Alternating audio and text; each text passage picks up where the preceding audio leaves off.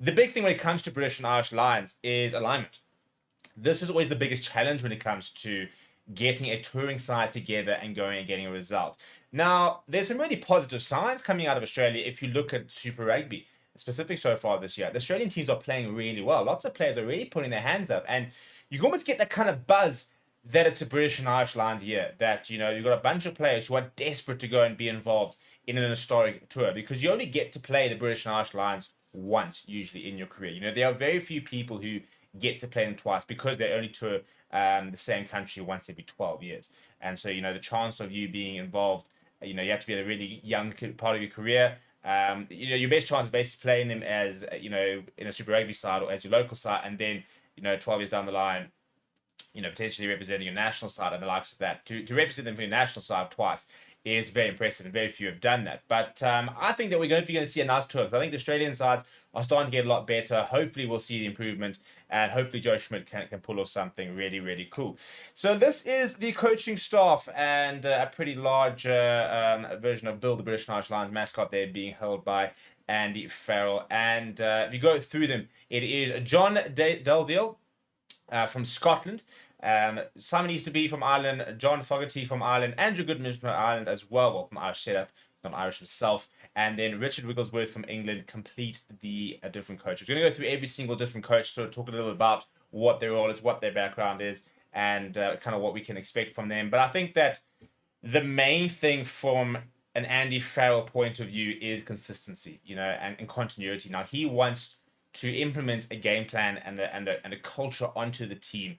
He needs assistants to do it, and having somebody like Simon Easterby, who's been his assistant coach, sort of second in command, and currently first in command when it comes to Ireland, was always going to be vital for him, because you need as many people as possible aligned in, to make sure that you can sort of communicate your vision and the likes of that. David Nakafura, by the way, who was the performance manager with Ireland and West Scotland as well, is the Lions performance manager, and this also includes the likes of Alan Walters and Vinnie Haymond, who are the sort of strength and conditioning and analysis people. So that kind of sort of puts together the entire team. So it is all confirmed. The only thing now we have to really is to talk about the players themselves. So speaking on the appointment, Andy Farrell said, "This is a special day for the British and Irish Lions and our 5 new assistant coaches who came together yesterday for the very first time." He said, "Putting together a Lions coach team is an honor and a privilege, and the 5 phone calls made to this group of coaches remind you just how special and unique it is." We said this coaching group has versatility and interchangeable in their skill set, which is a vital asset to have on the Lions tour. I think it's a very important point. It's not about having a forwards coach that is just a forwards coach, just works with his forwards. It's not about having a purely attack coach and all he does is work with the backline in terms of how they attack. It's about understanding different aspects of the game, because you've now got to sort of speak with your defensive orientated coach and your attack coach and your set piece coach, and you say, well, how do we integrate our different ideas?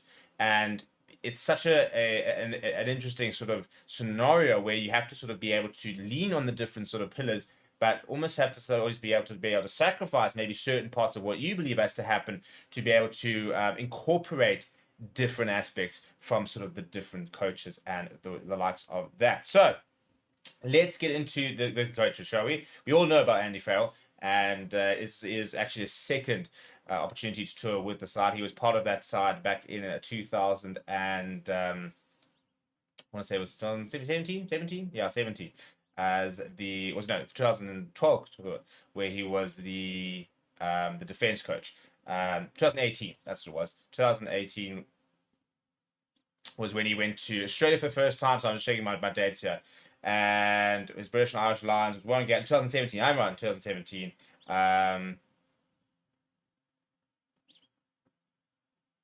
Yeah, 2017 when he was 2017 and 2013. That's why I'm getting confused, because it was both, and I had it written down somewhere and I couldn't find it. So yeah, he's been there on 2 occasions as defense coach, and now he's going as sort of the head coach. And we'll start with Andrew Goodman, shall we? Who is part of the Irish Rugby Football Union setup. He is a New Zealander, and he joined Ireland back in last summer, based last year. He was previously at Leinster for sort of 2 years and played with Leinster previously before sort of adding. So he actually coached in Super Rugby originally and did some stints over there, including Crusaders, before moving over and was actually part of Samoa's World Cup squad in 2023 in terms of their coaching side. He said as follows: he said, when Andy phoned, I was silent for about 30 seconds and he even asked if I was still there. I was shocked, excited, all the emotions. It was special calling my family back home in New Zealand. So yeah, I mean, it's always interesting when you listen to the sort of the reactions, and it kind of reminds you how big these British and Irish Lions tours are. That for coaches as well as the players, it's not just for the players the biggest honor. For coaches, this is the height of your coaching career. Some of these coaches, for example, might not be head coaches in their career, but they, maybe the best they'll ever get is an assistant coach in British and Irish Lions, and that is a phenomenal achievement. And this is why you see head coaches taking on roles as different coaches. As I said, Andy Farrell was defensive coach 2013, 2017. We had Gregor Townsend who was the attack coach. Despite the fact that he was a head coach of a nation, you'll happily accept an assistant role at the British and Irish Lions. You then got the sole Scottish representative, which is John Dalziel, and he's been involved in the Scottish setup for quite a long time. He is the forwards coach, and he basically sort of came through the Scottish setup. He was with Glasgow Warriors, and he's also the head coach of the Scotland 20s, has been the head coach of the Sevens side as well. He's been in Scotland for about 4 or 5 years now. He played Sevens, for example, and obviously as 15s, and he said the following. He said, being selected as an assistant coach for the British and Irish Lions is the pinnacle for any coach, and is something I'm hugely honoured about. It's a real pinch yourself moment. He said, I've heard lots of stories about the Lions and grew up watching the tours and documentaries. This will be more intense than anything I've ever experienced. Given the frequency and importance of the games, it's a massively exciting opportunity. So again, it just sort of emphasizes how almost surprised that all of these guys are that they actually got the call up itself. Then we have got John Fogarty, who is the scrum coach of Ireland and is responsible for one of the best scrums in the world, really. That Irish front row has always been, one of the best in the world. Tyke Furlong, what he's done with Andrew Porter, although Andrew Porter is, lots of people talking about the fact that maybe he's being found out now. He was a hooker when he was played back in his day, and he's been with Andy Farrell for quite a while. He became an elite player development officer with the RFU for 4 years after retiring, and he became the National Academy Forwards coach in July, after being the scrum coach for Leinster for 5 years. And then he sort of joined the Irish setup. So very, very talented. And again, from a scrum point of view, you're not going to be working with players that you've worked with a lot before, because you might have completely different front rows. And again, it's about that alignment and how do you bring players together and make sure you can sort of get the best out of the teams themselves. We have then got the sole representative from RFU, which is Richard Wigglesworth. It is going to be his first British and Irish Lions tour. He's a former England scrum off. And, a very cool story saying that when he got the call, he was back at the garden with his 5-year-old daughter, and he actually had to quieten her down whilst he took the call himself to accept. And, I mean, interesting one. Lots of people talked about the fact that I don't think we're ever going to really see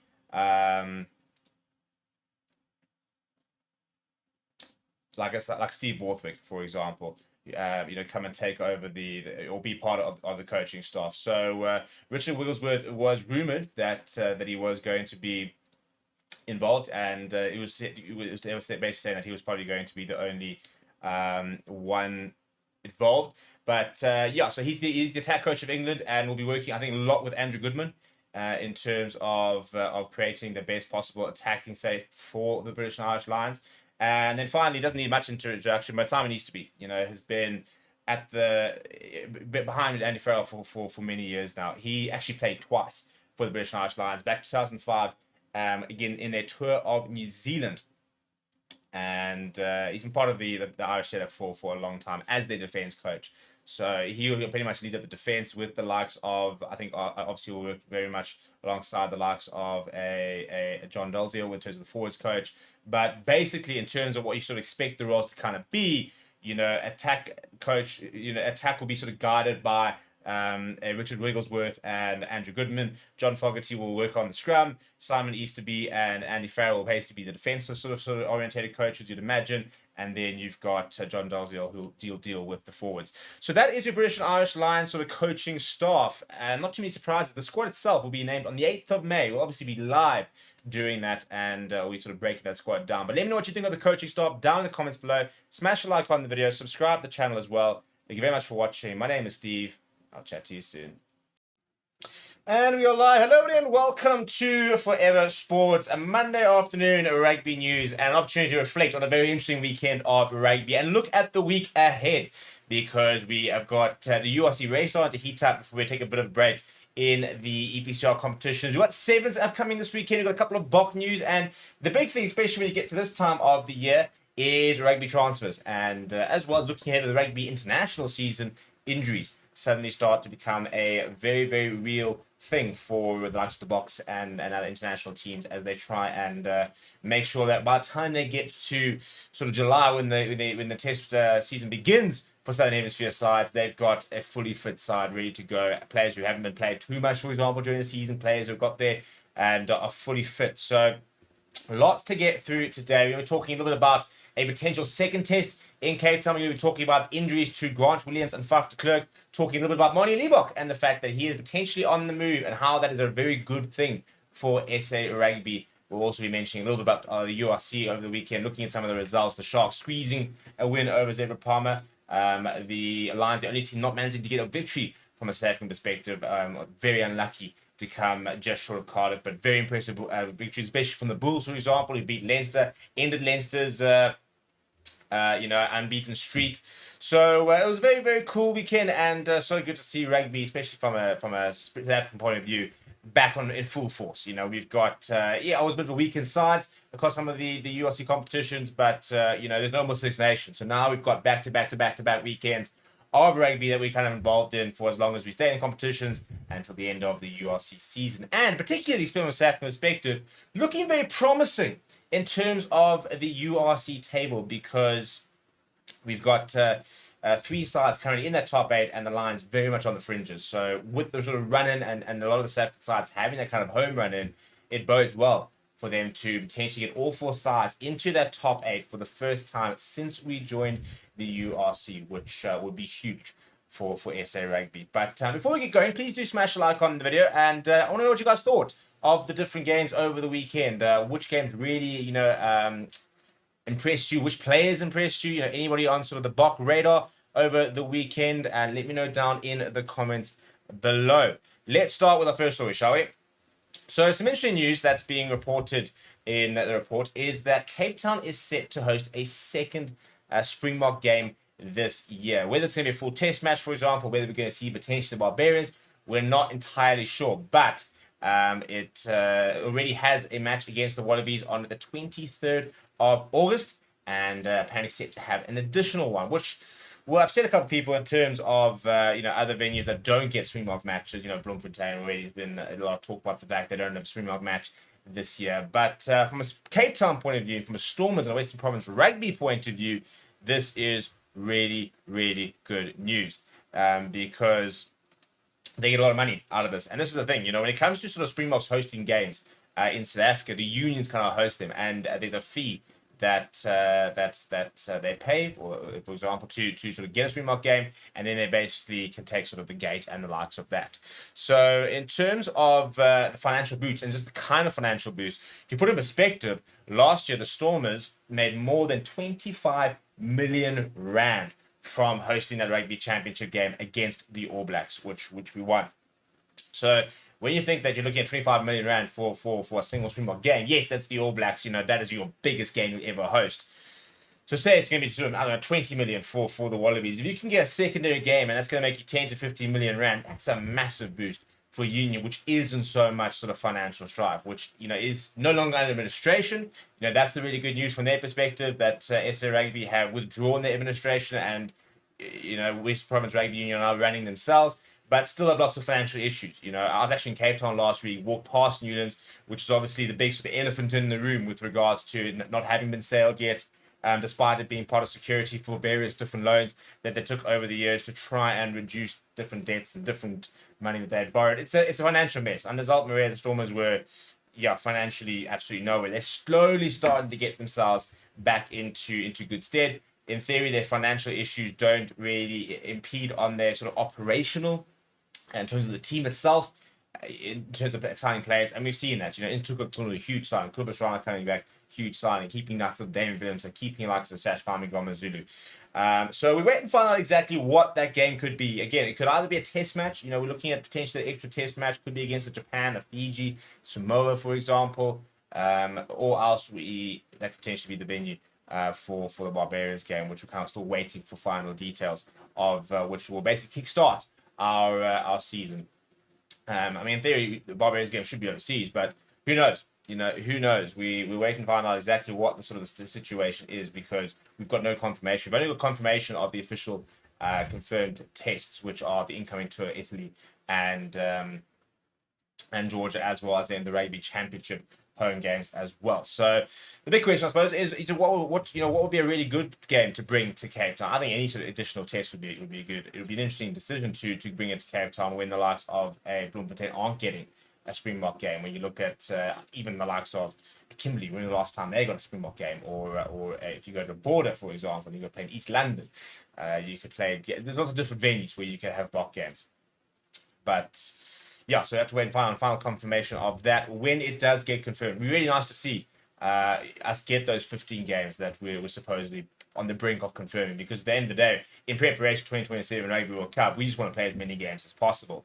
Who they are against, where they are, it doesn't really matter. It's about giving as many opportunities for the side to keep building and keep testing depth, and to get to a situation where we go to the 2027 World Cup with what we know and fully believe is our strongest side possible. So, yeah, it's an interesting. It's difficult because basically you kind of run out of fields. Again, Bloemfontein would feel very hard done by if they don't get any Springbok rugby. But take away Bloemfontein, what do you do? Do you give an additional test to a Loftus or a Durban? Do you go to Soccer City? They've had the opportunity really to have done that. They haven't really done that in the previous years. I don't think it's really an easy answer with regards to who you should give that test to. I don't think there's any sort of union or group of people or location in the country that is like more deserving than anybody else of getting Springbok rugby. It's Springbok rugby at the end of the day. This is our national team. At the end of the day, every single, doesn't matter where you take them, you go to any city, you're going to sell out a stadium. It's the one brand in this country where you will sell out a stadium anywhere. You could take it to, the Donny Craven Stadium. I think that for me maybe is a bit of a surprise in terms of them going to another test in Cape Town itself, as opposed to going to a Stellenbosch, especially given the fact that they've got a stadium that's good, and also there's so many strong ties with Stellenbosch and SA Rugby and the likes of that. It would have been a very easy thing for them to have arranged, to have gone and played a Fiji game in Stellenbosch, except for the fact that you want to play at the big stadiums because you can sell lots of tickets and make lots of money. So take away sort of the financial gain, and Stellenbosch would become an option, and East London would become an option. Go play in Orlando Stadium, for example, or the likes. But because finances are basically the be-all and end-all these days in modern-day sport, you've got to try and pick the big stadium to play at, and DHL Stadium is a big stadium that you can make lots and lots of money if you go there, and Cape Town's a nice destination, etc., etc. So no confirmation yet, but that is the big sort of report, and we'll let you guys know as soon as that is confirmed. In terms of some other news, not particularly good news to hear, and that is a double blow for Springbok scrum halves, and that is that Grant Williams as well as Faf de Klerk are set to spend a spell on the sidelines because of two different injuries. And it looks like they should hopefully be able to fully recover, but not going to play for the next sort of foreseeable future. In terms of those injuries, Grant Williams apparently has actually been playing with a back injury for the last few weeks, which is not good to hear from a Sharks perspective in terms of what this potentially has done to him. So apparently he has got a C7 lateral mass hairline fracture. He was sustained it against the Exeter Chiefs in December, and he's been playing through it, but now needs to basically recover. So he will need reportedly at least 5 weeks. So we'll probably make his return in May. Would be probably the target date. The good news is that he can still train. that he can still be at all the trade sessions. He just can't take contact basically from the sides of it. So at least he can still stay fit. You don't have to worry about, for example, having a 2, 3, 4 week off period. Then you come back, then you have to try and get back to full fitness, and then you have to start playing games. You can continue to train. So hopefully he keeps his fitness, and then as soon as he's ready, he can come back onto the side. John Plumtree spoke about the fact it's an issue with his neck, but that's basically the situation there. In terms of Faf de Klerk, it's a little bit more serious for him because he has fractured his thumb playing for the Canada Eagles and is set to miss up to 2 months of action, which will probably, my understanding, rule him out for the remainder of the Japanese season because they kind of finish up their season in the end of May, beginning of June. So it looks like if he's going to miss the entire April time, May, that could be him out for the rest of the season. The good news is it gives him a nice break. If he's out for 2 months, he'll probably come to South Africa. He can kind of get himself full fitness down here, and he can be available in the Bok. Medical staff can go monitor him. It's an interesting year, I think, for Faf de Klerk. He's 33 years old, and last year sort of almost felt like he's being phased out. Now, what was interesting is that Kobus Reinach wasn't being phased out despite actually being older than Faf de Klerk. And I think what's the most interesting thing about the entire thing is the fact that Faf de Klerk has always been our go-to scrum off when it comes to the big games. World Cup, double World Cup winner, started both finals. He's been the go-to guy for Rassie Erasmus and his coaching staff over the years. And yet last year it felt like things were starting to change. We're starting to see a bit of a different pecking order coming through with the likes of Jaden Hendrickson, with Grant Williams. Now we're going to see, I think, a bit of a difference with the likes of Morne van den Berg, who offers a lot and I think is very similar to Faf in many respects. And I think he's the full package, to be honest. I think that he'll play a lot of Springbok games. So I think they look at him as a very complete scrum off who understands and reads the game the way that the Bok management want a Springbok scrum off to do that. So, yeah, and that's the big thing. As a Morne van den Berg, who's ironically also currently injured, but only a very short-term thing and should be back for the Lions. Your Jaden Hendrickson, your Herschel Yankees, they're going to be looking at this opportunity. They're going to be sitting there saying, right, well, these guys are not going to be playing for the next 2 months. Regardless of the fact they're going to be fit when it comes to Bok season, they're not going to be playing, which means that Rassie Erasmus, the coach staff, don't have to worry about watching them. And they're going to be watching me. And I've got an opportunity now to really show in amongst the players who are playing currently that I'm the best pick. So, Morne van den Berg, when he's back, needs to go out and make sure that he's outperforming what Jaden Hendricks is doing at the Sharks, what Kobus Reinach's doing in the top 14, what Herschel Yankees is doing in Storms, what Ambrose Appiah is doing at the Bulls. Because we've got a tremendous amount of scrum half depth. And it's probably the most competitive position that I think we had, given the fact we took 4 to the last World Cup. And we've never seen that before. So it's a very important position from us because I think, our scrum half, we kick from 9. So that's a huge part of it. In terms of our blitz defense, our scrum halves have a very big role in that. And what's also very interesting was with 7-1 and 6-2 splits, your scrum halves need to be versatile enough to play on different positions. And I watched Grant Williams playing in the number 14 jersey at the World Cup. We've seen how Kobus Reinach can cover the wing. And that's something that sort of scrum halves coming through will at least be quite cognizant about the fact that they need to be able to potentially play in different positions and add that cover because that versatility makes them very valuable to the Springboks. And we've seen now how versatility in general is kind of the way to go and being able to cover different positions because you can then play around with different splits and you can be add a lot more value than just a out and out lock or flank or wing or whatever. The ability to play at a wing and centre, I think, is probably the reason that Canan Moodie actually went to the last World Cup. I don't think we really needed him as an additional wing up until Maxwell Pimpy got injured. But the ability to play outside centre when we had the Kanya injured, that was why Canan Moodie went because he had that option of covering different positions. So that's where I think Grant Williams also managed to get himself into that World Cup squad because he had the ability with his pace to play in the number 14 jersey. And we saw us experiment with him so that we then knew if you went with a 7-1 split and you just had Grant Williams, for example, he could cover different positions. He could go onto the wing. So that's going to be an interesting part of it there. But ideally, we just want to see those two fully fit and performing so that we can then pick the best of what we've got and hopefully based on a really good performing bunch as opposed to the best of the rest in terms of players not playing particularly well. Another interesting news story that's come out today is that the Bledisloe Cup proposal to have it on Anzac Day has apparently been dealt a big blow. So there's a proposal being done by Rugby Australia, which is to play the Bledisloe Cup on Anzac Day. Now, Anzac Day is a national day of remembrance, basically, for Australia, New Zealand, Tonga, that commemorate all the sort of soldiers from those different countries that died in wars, conflicts, and peacekeeping operations sort of around the world. And it's a really big celebration. And they were basically exploring the possibility of playing the Baseball Cup on that as part of the celebrations. Now, apparently, New Zealand's rugby CEO, Mark Robson, has said that they were initially quite open to the idea because they understand the significance and they think it would be a really nice way, especially in Australia versus New Zealand, one of the biggest rugby games in the world in terms of the Baseball Cup. It would be a really nice addition to a day which is so highly celebrated. But logistically, it's becoming a bit of a nightmare. So, for example, this year is the 25th of April, Friday, the 25th of April. And that's obviously now in the middle of what's 25th of April every year. The idea was to play this one on next Friday. Next year, it'll obviously be on a Saturday, which will really help as well. But unfortunately, as you can certainly obviously probably guess, logistically it's complicated because we are in the middle of Super Rugby, and you're now going to be able to get these teams into a camp and then prepare and the likes of that. So logistically, I don't know how they were ever going to potentially work it. Apparently the issue was when they consulted Super Rugby clubs, the Players Association, commercial partners, the governing body decided against going forward with it. So he said the following. He said, when you look at the financial model of doing it home and away, it's vastly different to what the Australians proposed. He said the reality of that and what we risk in Super Rugby and player welfare and other partnership doesn't really stack up.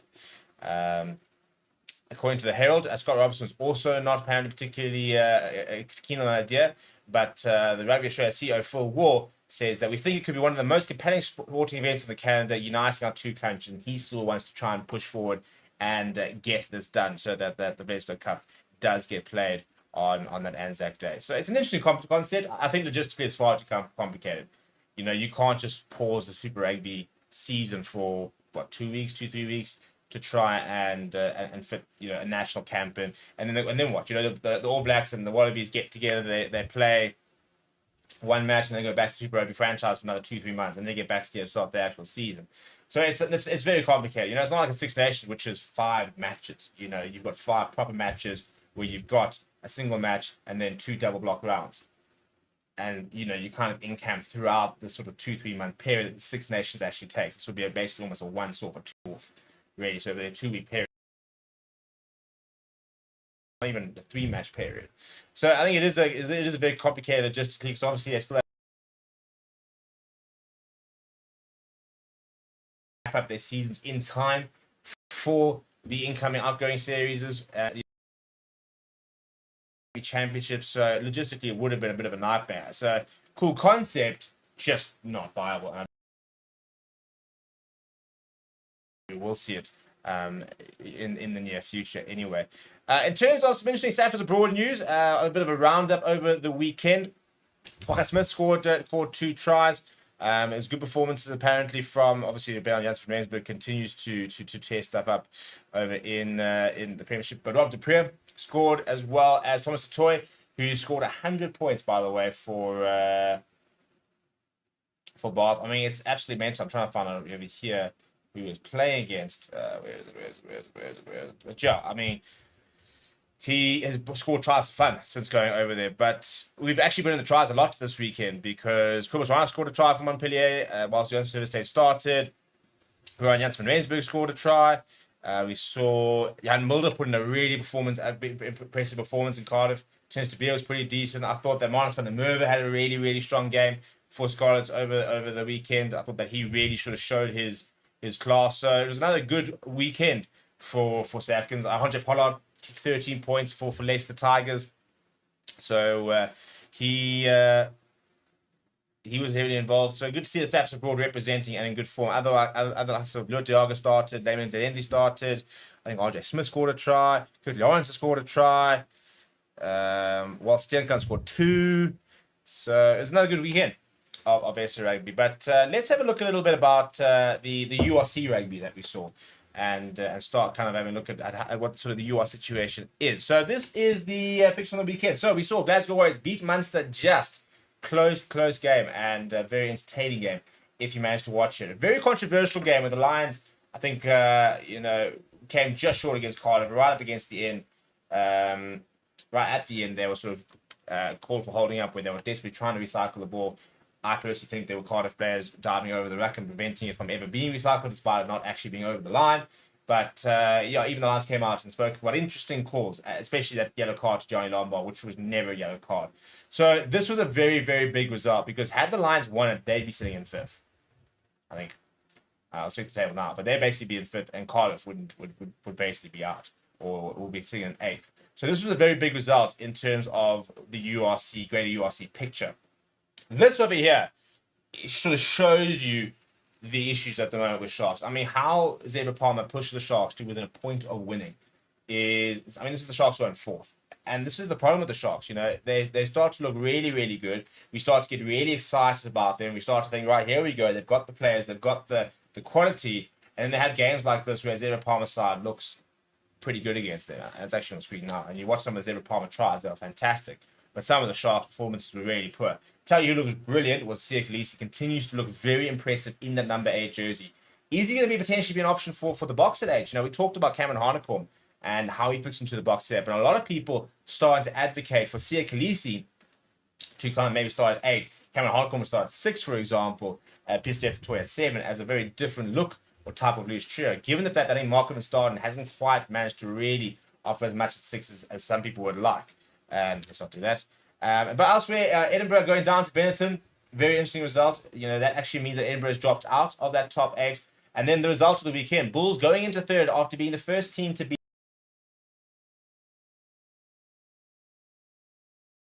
that incredibly strange game. Red card as well for the Bulls.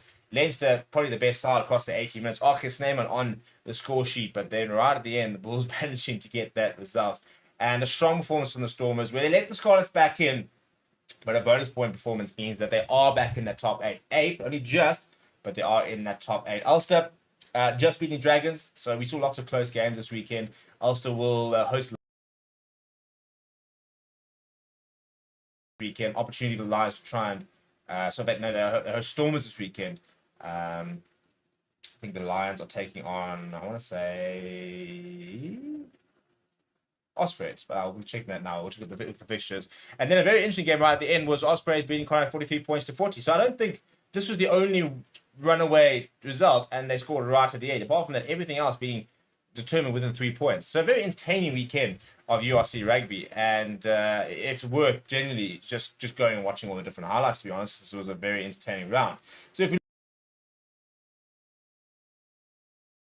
at sort of the table and what that kind of means for everything, then Leinster 58 points with that one last big blight on their season. But Bulls have kept within distance of Glasgow Warriors. And this is important because they need to try and get a home semi-final if they're going to have any chance of trying to win the URC.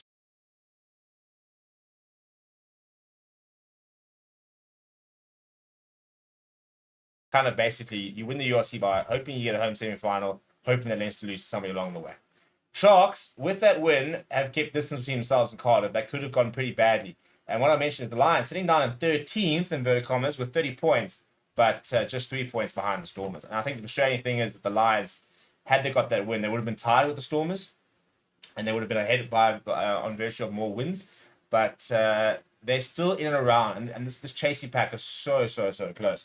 It'll start to see better distance. A lot of these teams start to play against each other. But, you know, the Lions, for example, can't afford to start losing 2 in a row, because this distance can start to get bigger quickly. And they actually were kind of basically hoping to get 2 losing bonus points, because if they get an additional bonus point, 31 points, that puts them 2 points behind. So it's close in this sort of setup, and it's now completely merit based. You know, it's not about having representatives from different nations. Your top 8 is your top 8. That's who you goes to the next round. Your top 8 is your top 8.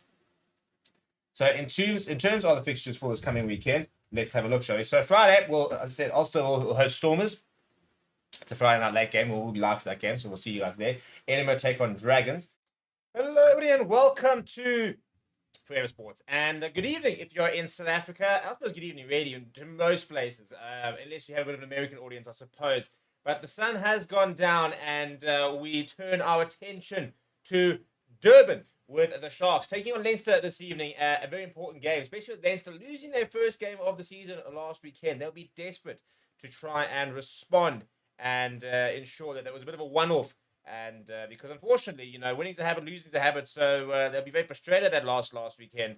But they'll be very much backing themselves to be able to get a result tonight. And the Sharks, well, they've had a good URC season, but not maybe looked as convincing as they'd like from a performance point of view in the last few weeks. And got lucky, to be honest, against Zebra last weekend, and they pushed them right towards the end. And they play like that last weekend, I think this Leinster side probably gets the better of them. However, if the Sharks can pitch up and put in the kind of performance we expect from them, then given the Leinster side that hasn't put out this evening, no Geordie Barrett, no Arceus Neyman, you kind of expect them to be able to do the job. We'll go through the lineup in just a second, look at some of the players to watch. Before we do that, please do smash a like on the video. Please do subscribe to the channel as well. I'm going to put in the comments, give your score predictions. Go and let me know what you're thinking. What are we going with? People are going to see a high-scoring game, and I'm also going to put a poll in saying who will win this clash. A nice big question mark. The Sharks, Leinster, or you can even fancy a draw. I'll back the draw option, shall we? Well, I'm not going to back it. I'll throw it out there.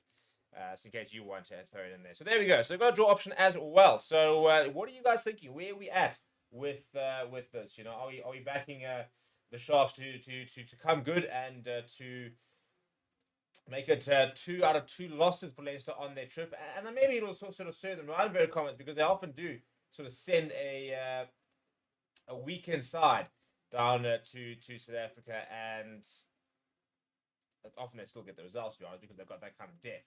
But not to be tonight. They have left a couple of big names out. So no Geordie Barrett, as mentioned. No Arceus Neyman. Will they rue doing that? We'll have to wait and find out. With kickoff in just under 2 minutes' time. And if you look at the Sharks, I'll tell you what, they've gone pretty much as full strength as they can. No Eben Etzebeth just yet. But frustrating that the continued sort of injuries there. He is apparently fine from his concussion point of view, but picked up, I think it was a hamstring injury in... whilst he was at the Bok camp, and that is basically what's keeping him out at the moment. So unfortunately, no return for him just yet. But if you look at the Sharks side, it's as strong as they can go. In the front row, it is an all-Springbok front row of Oxenchair, Bongi Benambi, and Vincent Koch, backed up by Jason Jenkins and the talented youngster Emile van Heerden. James Venter, who's coming to sort of the end of the Sharks career really in the next few months, will partner Vincent Tuka and Siya Khaleesi, who starts in the number 8 jersey once again with the captain's armband. The backline looks something like this. Your centers are Andre Esterhuizen's back. Lorenzo Julius in the centers. Very exciting center combination that. You think of Makasolo Mapimpi, Ethan Hooker, and Yao Penkle as your back three. Jane Hens to Jordan Hens starting in that half-back pairing. So the two brothers get to sort of link up once again. Then off the bench, Faison Barty, Nstuka Kunu, and Ruan Drea will provide front row support. Corner row, Emmanuel Stuka, the other two forward replacements. You then got Bradley Davis, Sia Masuku, and Francois Fenter as your backline replacements. For Leinster, I think it's actually the most capped player ever. Kian Healy next to John McKee and Thomas Clarkson in that front row. Diamond Magan and Brian Deeney in... excuse me for that. In the second row, Alex Soroka, Will Connors, and Max Deegan. And the loose trio, Finton Gunn will partner Kieran Frawley in the halfback pairing. Centers are Charlie Tector and Liam Turner. You then got Andrew Osborne, Tommy O'Brien, and Jimmy O'Brien in the back three. Very, very close between those two when it comes to the predictions from a score prediction, a result prediction. Not too many people back in the draw as imagined, but probably more than we probably initially expected. But very much people backing the Sharks to get the job done. Siya Khaleesi ready to lead them out, and here he comes in from the tunnel. He's been in scintillating form as Siya Khaleesi, probably playing some of the best rugby I've ever seen him play. And interestingly, playing the number 8 jersey. So it'll be interesting to be able to see once again how he goes in the number 8 jersey this evening. So, Yonder Volkman saying, let the games begin, and you still got time to get your score predictions, and don't wait until you're like 10, 15 minutes in and then start throwing out your score predictions. That's cheating. You got to put your clock in block, Archer, and let me know who you're backing before the game begins. Otherwise, yeah, it's just, I mean, what's the point? What is the point? Your referee in the middle today, I'll just confirm that right now. I actually had it in front of me, and I'll just close the tab. So we'll give you 2 seconds to be able to give that. Very excited to see how your Julius goes with Andre Esterhuizen outside. I think that's a very exciting combination that we're going to see for quite a few years to come for the Sharks. Obviously, Lakanya, I'm part of that injured group. But here we go. Your referee for the day is as follows. It is Ben Breakspear in the middle. He will be assisted by Ben Whitehouse in the TMO. Your two touch judge assistants are Christopher Addison and Hono van Rooyen. The Sharks will have kickoff. Jordan Henderson with ball in hand. Andre Esther embarking out a few late instructions. They are playing in all black tonight, and Leinster playing in their alternative white kit. Referee just checking on a few players and stuff like that, and then we will have kickoff as a last opportunity now to get your score predictions in. Let me know which way you see this game going.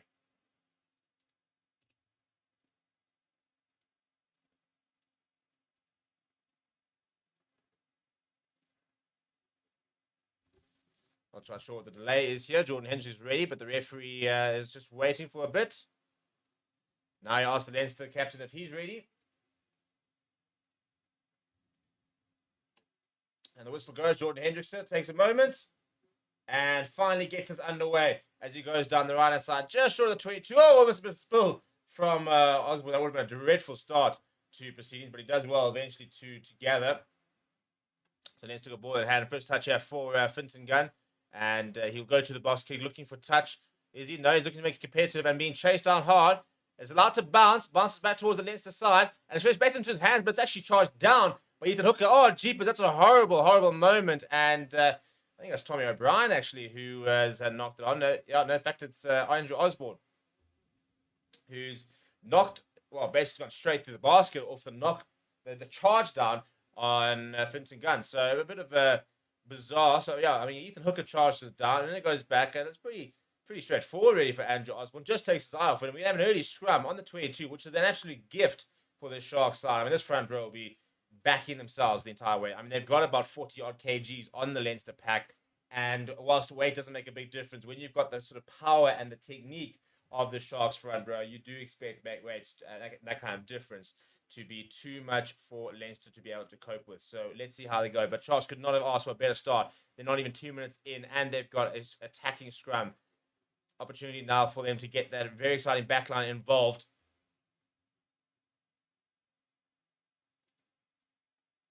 Right, and there it goes under the feet there. Chiakalisi looking, waiting for that ball to appear. Now on the left-hand side, Jane Henderson has to pop it up short to Ethan Hooker. Nice to have a basically auxiliary centre on your wings as a ball carrier now popping up, and it goes to Jason Jenkins. A couple of Leinster players worried about the lack of defenders on the left-hand side. It does go to the left-hand side. Jordan Henderson tries to back himself, gets brought down, gets the ball back inside to Vincent Koch. Inside 22 here for the Sharks. Jordan Henderson surveying his options. Slow ball here for him. Emil van Heerden now. Hendrickson goes to his brother. Jenkins spins away, makes a yard or two. Just outside the 22. Once again, quick boy. Andre Esterhuizen. His first carry of the day. He gets away from two. He's still going. Eventually brought down by Freud, but into the 22. That's the kind of go-forward ball that they paid the big money to get him back for. But Jason Jenkins now lost a bit of momentum. Hendrickson goes to Chatuka. So far, a pretty good defense here coming from Leinster, but the Sharks keeping it alive. Oxford chair. Not the best pass. And Ethan Hooker's going to have to go back and clean up. Back towards the 10-meter line. Gets away from one, though. Eventually brought down as Ethan Hooker. Good work from the wing. A couple of Leinster players on there. Got a penalty advantage here to the Sharks. So a bit of a free roll of the dice. As Jaden goes to Vincent Tuko. Pops it up. It's a pretty poor park. No-look pass. Goes back to Maxwell Pimpy. Referee says no advantage. Back for the penalty. And decision time now for the Sharks. Very kickable this. So Jordan Henderson could probably fancy themselves just to add the extra three. Or add the first three. Or else if they're feeling confident, then they'll back themselves and go to the corner. This will give an early indication as to what they want out of this game. And you can see he's looking back and he's pointing to the corner. And that is the decision. They will go and set up the line out. And it's, I'll tell you what, he almost sort of held up a little bit in the wind there from Jordan Henderson. But in the end, he has put them 5 meters out. So it's a very good kick in the end.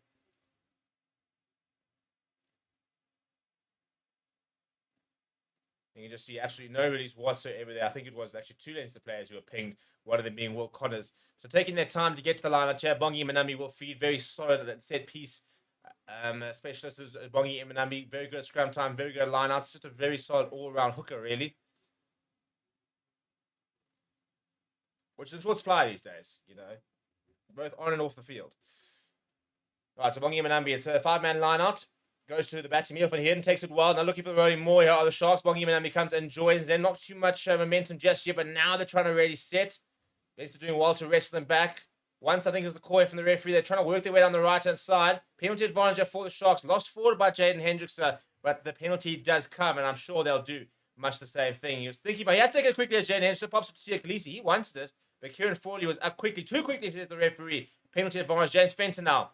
We'll look to sound set up a ruck. And they've got a free roll of the dice, so wouldn't be surprised if we see this to be thrown out to the back line. In fact, no, they see a bit of space on the left-hand side. Jane Henderson showing go. Now he throws the pass straight into the hands of his opposite number. And they'll go back for the penalty for offside. And I imagine they'll go back to the line-out. Good early momentum this from the Sharks. Need to try and make it count, though. We saw the Stormers with a couple of these penalties last night, but not getting enough points from them. So that will be the task for the Sharks, is to make this count.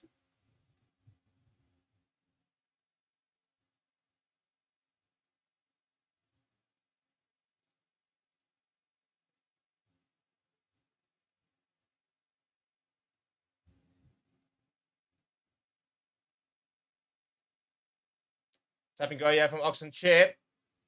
And he's just short. Good work that from him. Now options. And Paisley loses it forward over the line. Trying to keep it alive here, Leinster, but no advantage on the referee. And that's poor from Yao Paisley.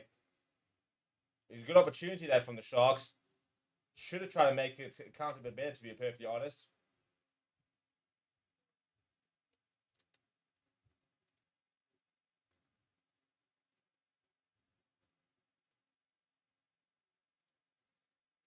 And this is what I mean by the fact that they need to make these opportunities count, because yes, it's early days, but you know, you're going to score nice and early. It's exactly what they need to give themselves a bit of confidence and to get the Leinster side guessing a little bit. You know, this Leinster side have not been tested too much this season. They were undefeated until last weekend, so now it's a big opportunity for them to sort of respond and show whether they can. And also the best part, but you should be taking it, really should, Yao Paisley.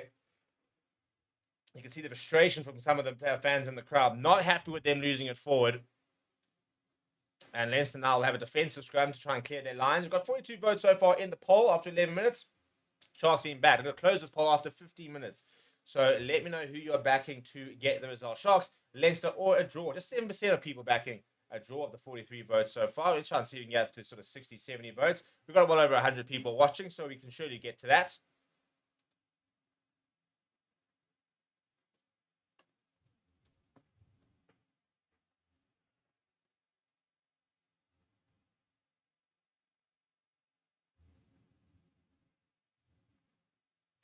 Taking their time to get the reset. Yeah, very interesting day of URC results. I was watching the Scarlets Ospreys game, which was very ebb and flow. But last night we saw Ulster beat the Stormers, having to come back from 17-0 down. Edinburgh hammer Dragons 38 points to 5. Ominous signs. The Lions go there next week for the EPCR round of 16. The Bulls hammering Zebra Palmer earlier today to go into second place. Connacht going down to Munster earlier, 24 points to 13. Scarlets beating the Ospreys 38 points to 22 in what was quite a strange game. After this, we'll have Benton versus Cardiff, as well as Glasgow Warriors versus the Lions in the final games of the weekend. And that ball's going everywhere. And a penalty for the Sharks. Leinster not able to get it out. And they've dropped back a couple of the Sharks players. I'm sure a couple of them actually didn't realize there was a penalty. Standing up in the scrum, Cian Healy's having a word with the referee. He's not happy with that call. And Sean O'Farrell saying, men versus kids. I call this game. A very young Leinster side. And unfortunately, I think you wouldn't be surprised to see a lot of them coming a little bit unstuck. But very good experience for them. That's kind of always the issue, isn't it? You know, you kind of have to label this down as experience when you send such an inexperienced side to South Africa, which they do pretty often, in fairness.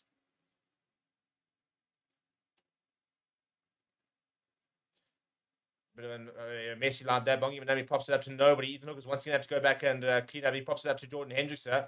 Big hit on him as well. So they're all the way back behind their 22 on the Sharks. Not going to plan. And lost it 4 from Jaden Henderson at the base of the ruck. So it'll be another scrum for Leinster.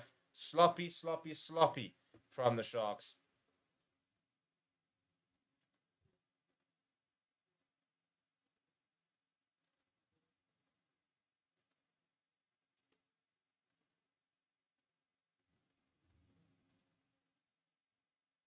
Cian Healy now opportunity to try and rectify that earlier error where they got pinged at scrum time and conceded that penalty. They survived so far, though, have Leinster, so no harm really done. And the Sharks have been parked inside the Leinster territory for the first 7 minutes, but haven't made it count. And that'll be frustrating for John Plumtree and his coaching staff. Yes, it's only the first 7 minutes of the game, but they've had an attacking scrum. They've had 2 or 3 penalties in the red zone.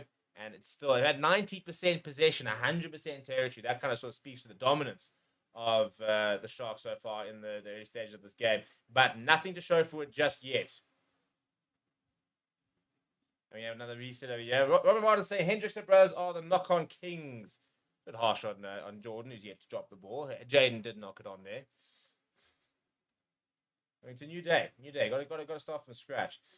Big game coming up later after this for the Lions. They're currently sitting down in 14th place, but it's such a weird situation because you look at 14 and you think that's a terrible season in inverted commas. They're 2 from the bottom, but a win for them literally puts them 1 point behind 8th.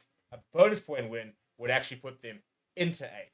So that's how close this table is. I don't really see them getting a bonus point win. I think the best thing they can try and do is get 2 losing bonus points, and they're going to come back and basically win 3 or 4 on the trot. Huge scrum once again from the Sharks, but Leinster do manage to use it before the referee goes to penalty. He puts his head down and keeps going. He's still going. Still going is Max Deegan, and looking for options, but he's still in fact going. Just go yourself, man. Up towards the 10-meter line. Leinster now on the front foot. Forty goes short, and they lose it for a poor pass, really, and a turnover ball now for the Sharks. Andre Esterhuizen. That's a very good pass to him. Oh, Pimpy's been wrapped. That's a brilliant tackle on him, and then knocked over by Lorenzo Julius. I think he's actually done himself a bit of a mischief as potentially. I think it's Andrew Osborne who's come up quickly. In fact, it's Tommy O'Brien who made a very good tackle on Pimpy and has paid the ultimate price. I think it could be, hopefully for him, just a stinger, but his shoulder's not happy after that tackle. And things are actually boiling over a little bit. Oxen Chair's getting involved. You don't often see that.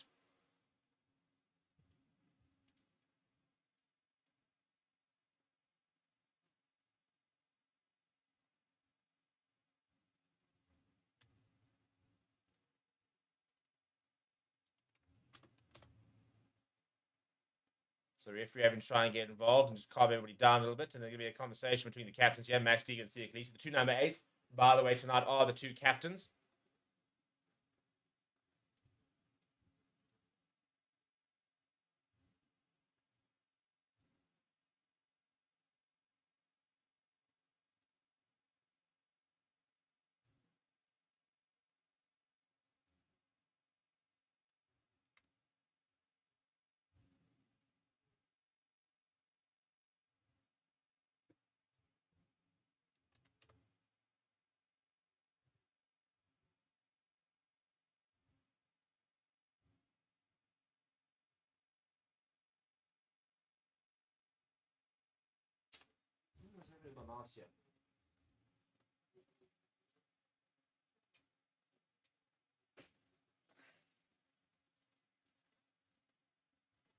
A bit of a Mexican wave going around the stadium, which is never a particularly good sign. I always feel like Mexican waves usually only happen when there's not a lot of action in the game itself, which is, a bit harsh. I think it's been a relatively solid start. A couple of too many scrums, too many handing errors earlier. I think that's probably the issue over the moment. Monique van der Merwe is going 32 points to 12 for the Sharks, so backing a big victory for the home side.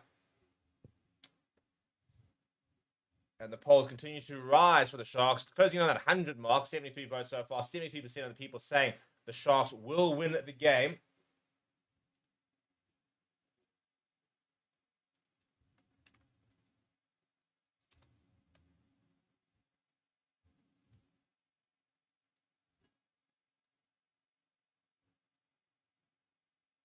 Another big scrum, and Hendrickson can use to go on the left-hand side to his brother Jordan Hendrickson. Skips out to Andre Esterhuizen. Hendrickson Jules got a bit of pace around the outside. Up towards the touchline, but managed to stay. And it's a good tackle by his opposite number, Liam Turner. And penalty for Leinster for holding on. Very good work that from them.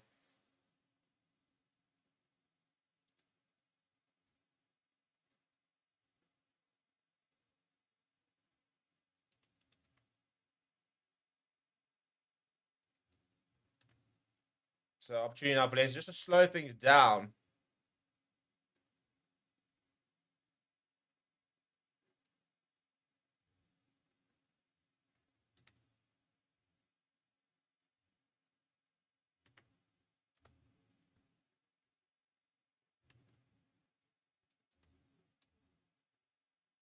And they have opportunity now just to set up a line out and try and get some ball in hand. But no, in fact, they've gone back up, and Vincent Tuka started that. Very good work that from him. Maxwell Pimpy goes out to Hendrickson. Hendrickson, about to say, not sure that was, you took so long to put that kick away. It's actually worked out quite nicely before Penn knocks it on once again. Knock on advantage for Leinster.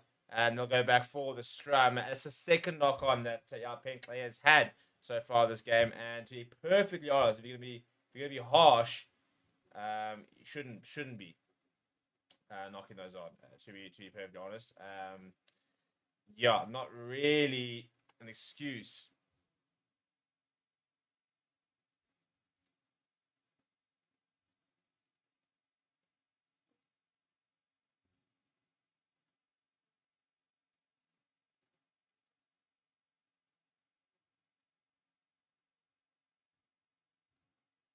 Yeah, so handling errors so far 2 apiece for both the teams.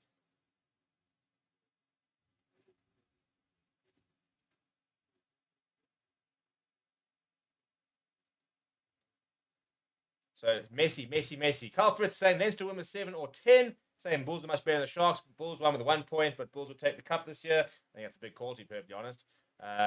Bulls have been, I'd say, almost as equally as consistent as the Sharks. In fairness, if the Sharks win today, they'll have the same amount of wins as the Bulls. So not too much in it. They also beat the Bulls last time they played them. But a penalty this time for Leinster at scrum time. Vincent Cox not convinced.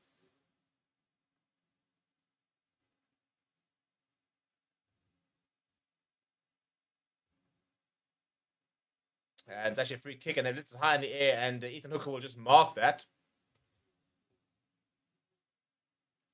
So just slow things down a little bit.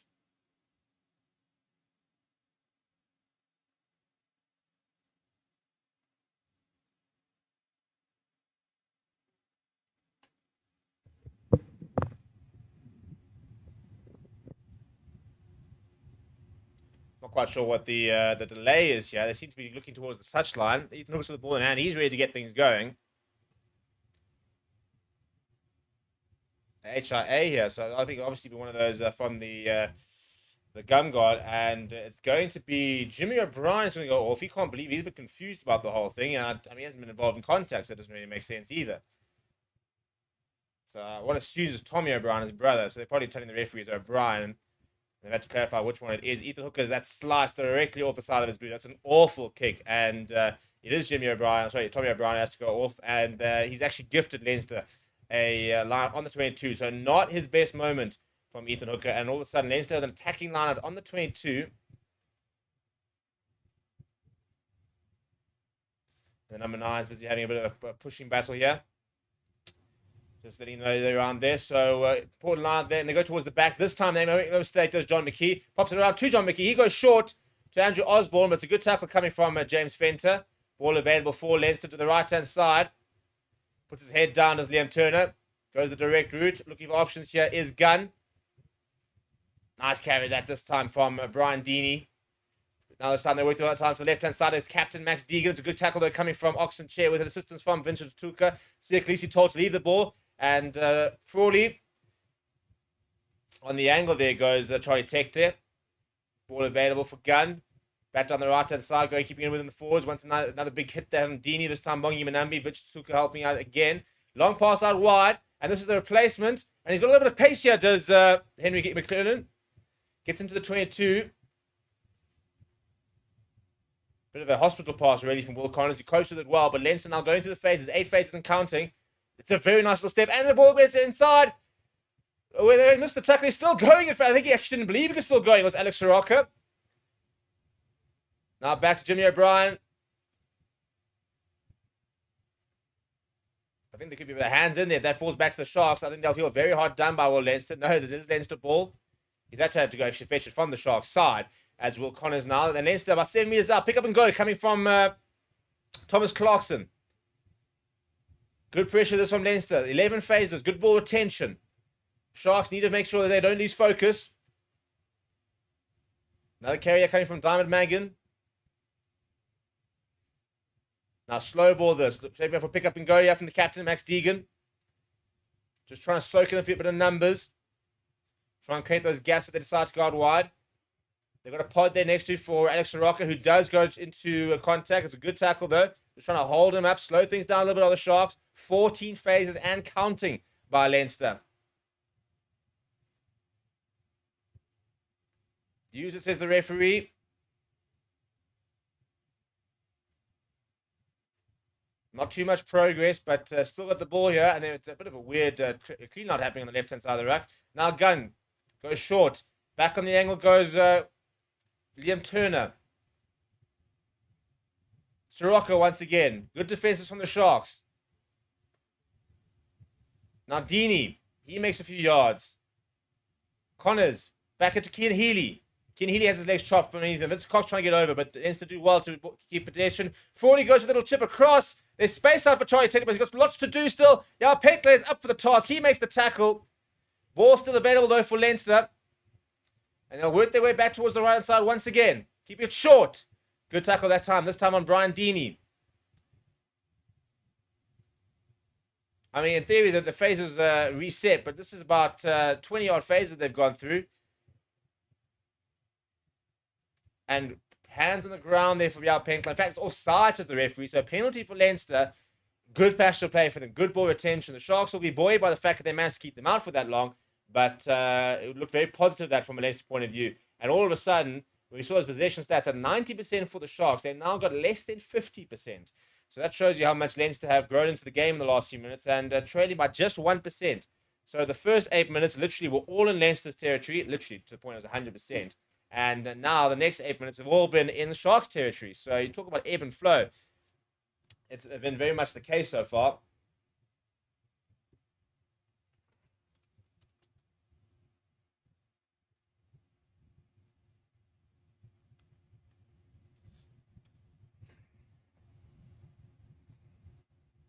Couple of young fans out there. You're facing the wrong way, mate. And they're the execs in their suits, all the VIPs.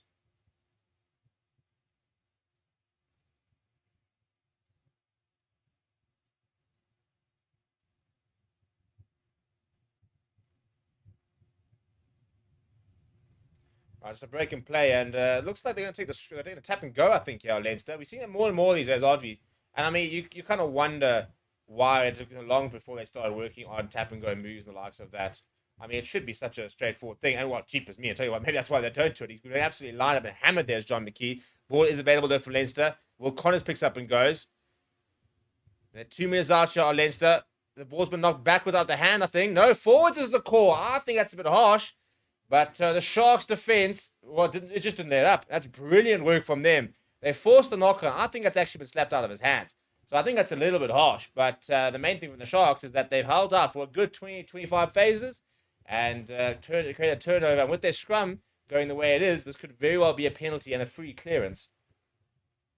So good work there from the home side. I want to have a little look at the replay here.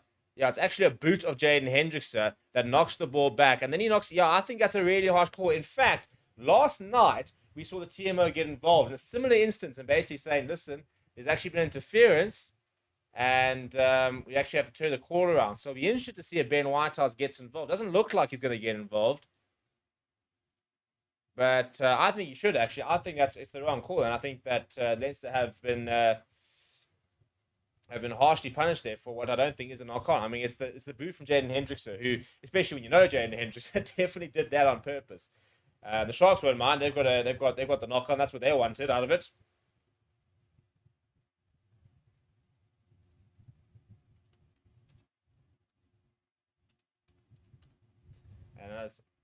And you see, they are looking at the TMO. I don't know why it took so long to get involved. I said I wondered about it.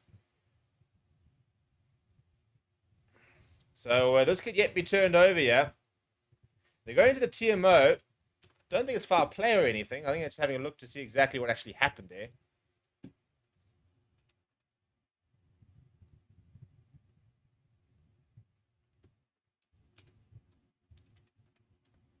Yeah, so you see Jaden Hendricks goes. And he picks up the leg to try and then he kicks out. He does, and it's deliberate. He does it deliberately.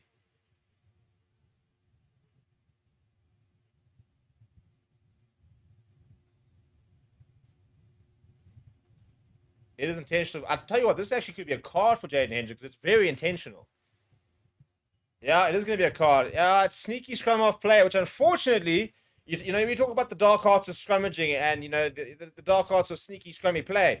These days, you can't actually get away with it because you got TMO. He would have gotten away with it without the TMO. You know, if it weren't not for the TMO, that would have been a brilliant intervention from him. However, the TMO's picked it up. He's told the referee to have a look. The referee's checked it. He has awarded the penalty and the yellow card. Leinster going to take a quick tap now after 18 minutes. Still scoreless, but they are right on the front foot.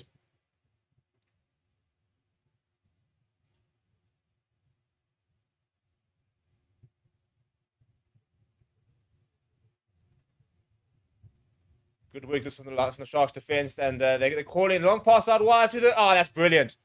That's so good. And you can see Max Pippy is so frustrated because they're calling for it. They're calling for it, and it's a brilliant pass out wide by Gunn. He's just, I mean, that's an Aaron Smith type of vibe. Not quite as a bullet as Aaron Smith, but it's a long pass to the right-hand side, and it's an easy try in the end from the replacement. Sharks reckon it's forward, but I don't think so. I think this is, yeah, the direction of the hands back. He pretty much catches it well in line. Renzo Julius is desperately trying to convince the referee that's forward. He's not going to convince him.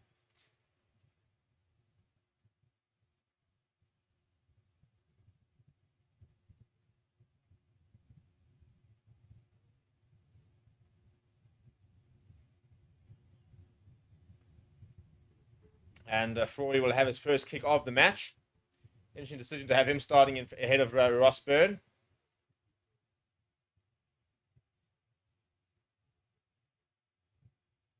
And it's just not going to straighten enough. So it'll remain 5 points to 0. But Leinster have gotten the breakthrough that they've been looking for. And they've got the one-man advantage. They've done it nice and quickly as well. So that's a good patch to play from them. Silly from Jaden Hendricks. That's a great pass over the top. Just saw there was no numbers. And because they've already been sucked into the ruck. And then he had to get it right. Does get it right. And it's the replacement. He's been on the field about 2 or 3 minutes in place of Tommy O'Brien as Henry McCurlin. He goes over, and Leinster have their first try of the match. Sharks taking their time to get back to the halfway line. They're without a scrum off. So, I mean, in terms of players to lose on the field, scrum off's probably, you know, one of the major ones you don't want to lose.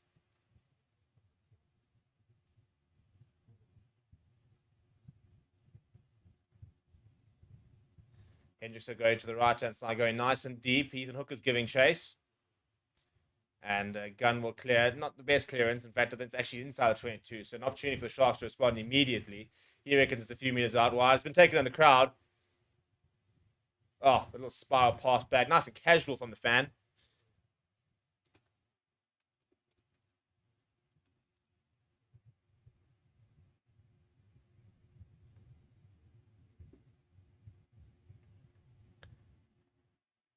Bongi Manami with ball in hand, and the set piece, I guess, is exactly what they need. They've got 7 minutes to try and run down before the Sharks get Jaden Henderson back on the field.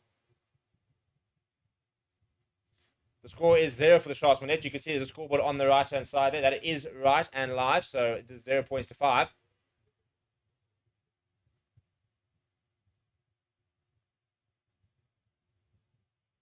On the front foot, not the best lineup, but they're still making it work as Vincent Tuka works hard in the tackle.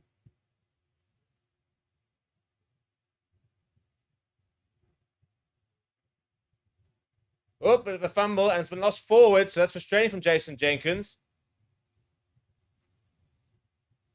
Yeah, frustrating. Really frustrating from him. Been quite disappointed, to be perfectly honest, with Jason Jenkins. You know, when they made the signing, I thought it was the perfect signing that they needed. You know, a genuine Eben Etzebeth backup, for example, could play next to Eben Etzebeth, and the two of them could be, you know, the number one sort of lock partnership. And I thought that him coming back, we could finally start seeing a genuine option for Eben Etzebeth in the box point of view. You know, get himself back on the radar, gets to play all his rugby over here. You know, he is a cap Springbok, and I think that he's someone that could add a lot of value.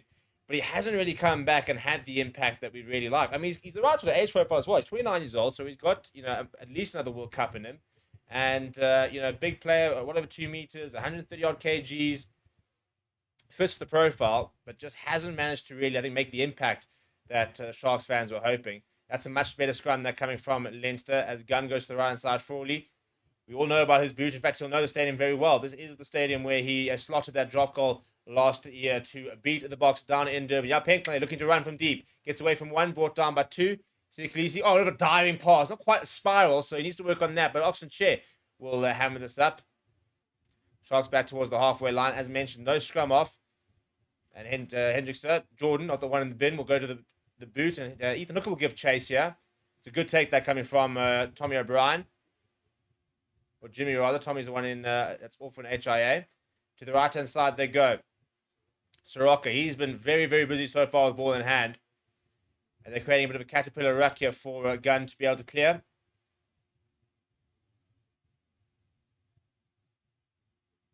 Right, Gun goes to the boot. Osborne will give chase. Hendricks under no pressure. Goes back inside to Yao Penclair. Looking for options as Penclair. Goes back inside to Maxwell Pimpy. He sees a bit of space and he gets away from one. With the Sharks player block the defender. So the Leinster players are trying to claim. Nothing says the referee up towards the halfway line. Ball available. Vincent Koch helping in at scrum half. Hendrickson. Long pass to Tuka, and it's very well read that from Liam Turner. But the ball comes up to Yao Penclair. Pops up to Sia Khaleesi. Sia Khaleesi looking for options. Pops around to Jordan Hendrickson. It's desperate defenses from Leinster, but it's really good defense as well. Sharks looking a little bit devoid of ideas there. And now they've got a very slow ruck here. And Yao Penclair is just asking for a pod to appear. And it does in the form of Oxenchair, who slips away from one. I think it was Ben McKee who came up very enthusiastically. And Yao Penclair goes to Andreas Days. Now he just hammers it to the skies. Ethan Hooker once again underneath it, trying to knock it back. But it goes back to the hands of the Leinster. And it goes back towards Jimmy O'Brien. But lots of Sharks defenders coming through. Lots of Shark pressure coming through, actually, at the ruck. Leinster desperately trying to sort of keep this. But I think they might concede a penalty in their efforts. Nope, eventually the ball does appear. And the referee says legally so. Show and go from Soroka. Jenkins up to make the tackle.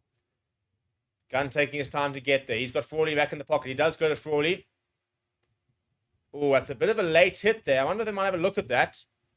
Yeah, the referee has penalised him. And it's Emil van Heerden's who comes flying through. And he's actually hurt himself as Emil van Heerden on the tackle of Kieran Frawley. So Kieran Frawley's gotten up and he's all right. But Emil van Heerden has stayed down. And I think it's a penalty, which will be where the kick lands. It's all the way by the 22. Late tackle is the call. So that's silly. And at the moment, Sharks' discipline really, really letting them down. Yeah, I mean, he launched himself into the air. I mean, he's committed, but then bang, late tackle. You can't really complain about that. I think, and I think he's just winded himself actually as Emil van Heerden. He goes down, clutching his stomach very quickly.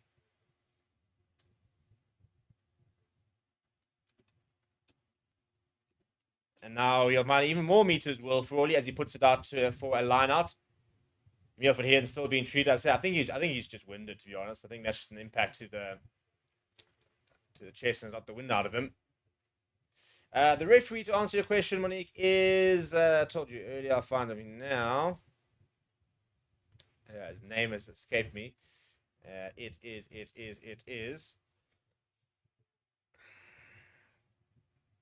Ben Breakspear. Not Shakespeare, but Breakspear.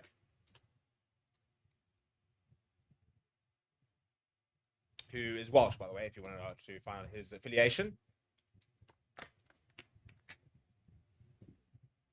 Still relatively young in his refereeing career. I think he only made his URC debut a year ago.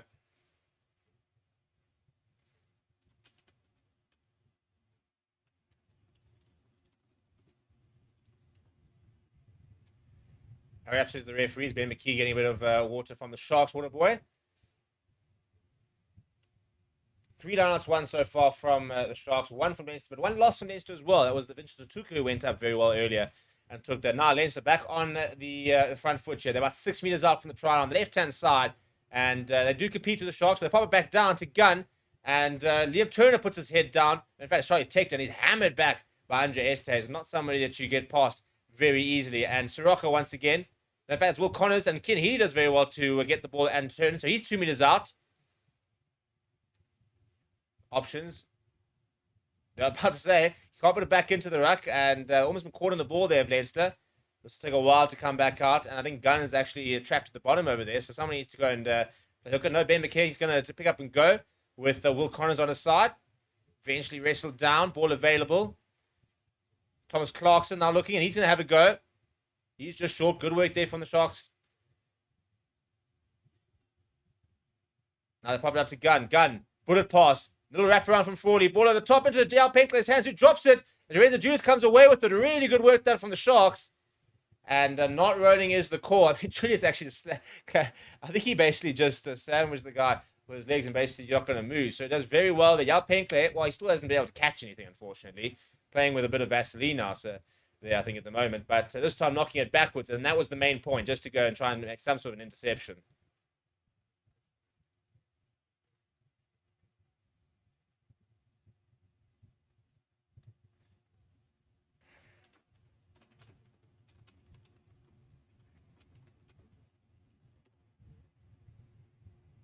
And Hendricks up will clear down the field. 17 seconds left before his brother Jaden is back after that yellow card. So conceded 5 points. Not the worst thing, actually. I mean, just to concede 5 points, I think that's all right.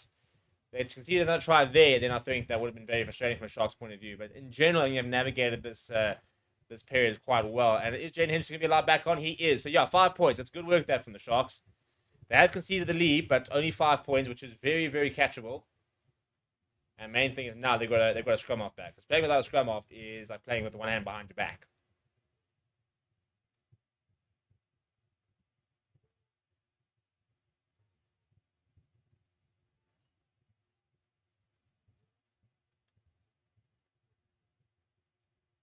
And not much happening there at the mall. Trying to work their way through it, the Sharks.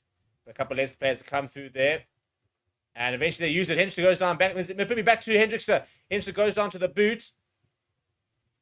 And hammers it back there, does Brian. It's a good kick, actually, from him. Very, very well done. And a bit of pressure there. Just takes it nice and quickly. And very comfortably. And hammers them back. Good work. And Penny, by the way, is on for Connors. Which I imagine potentially could be another HIA. So that's 2 Leinster players who are down already. So Scott Penny onto the park. I thought Willie Collins was quite industrious when he was on. So that's a bit of a blow that for Leinster. And 25-year-old Scott Penny comes on the open side flanker. Born and bred in Dublin itself. Has played 68 games for Leinster. Former Irish under-20 player. Has not yet had a senior cap, though. Now, Esterhazen runs into Frawley. Frawley looking to try and rip it in the midst, tackled by Max Deegan. Abongi Manambi on the front foot. Good work that from him. Clean ball here for Hendricks. Tuka looks to try and pop it up. It's so predictable. They've been doing it all game, and they've been intercepted here by Leinster. But Pimpy's on the ball. They're trying to win it back, but gets removed from it. I mean, that whole first receive and then it'll pop up. It's so telegraphed, and Leinster have gone straight through and read it like a book. And now Frawley sees a bit of space on the right-hand side, searching for that 50-20 word, actually, because it originated inside Sharks territory there. But I think he's actually overcooked it in the first place. So he's actually conceded a line out inside his own half.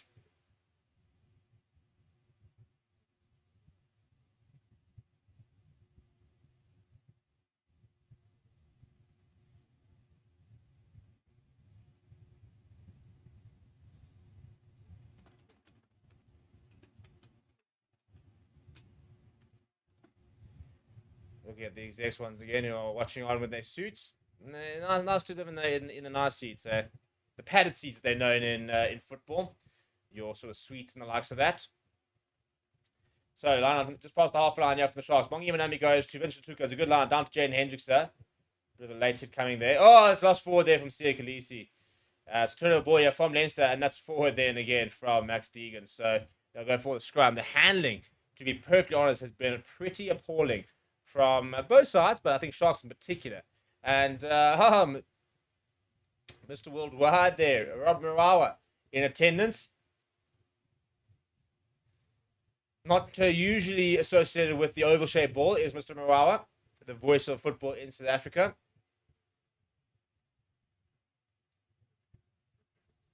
Less than 10 minutes on the clock. I should probably actually close that poll, shouldn't I?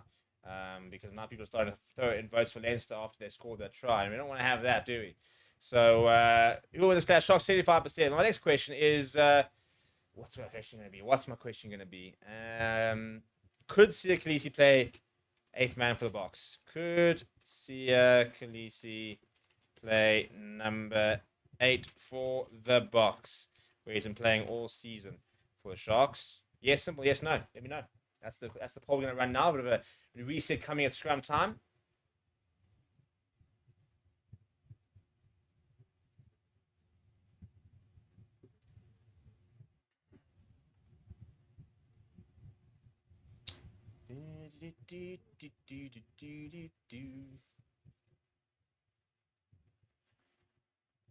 Not much solidity there. Oxen chair. He was actually fives on the other side. Z Pulse is saying, come Sharks. And Sean O'Farrell saying, the problem with Frawley is he really gets a shot at out half. He gets played more in other spots in the team than anything else. I don't even know what his best position is, to be perfectly honest. And I do like him at fly half. I think he's a very talented player, but I think you're right. I think he needs to get given a bigger role in a specific position. I think for Ireland, he's probably better suited playing at fullback.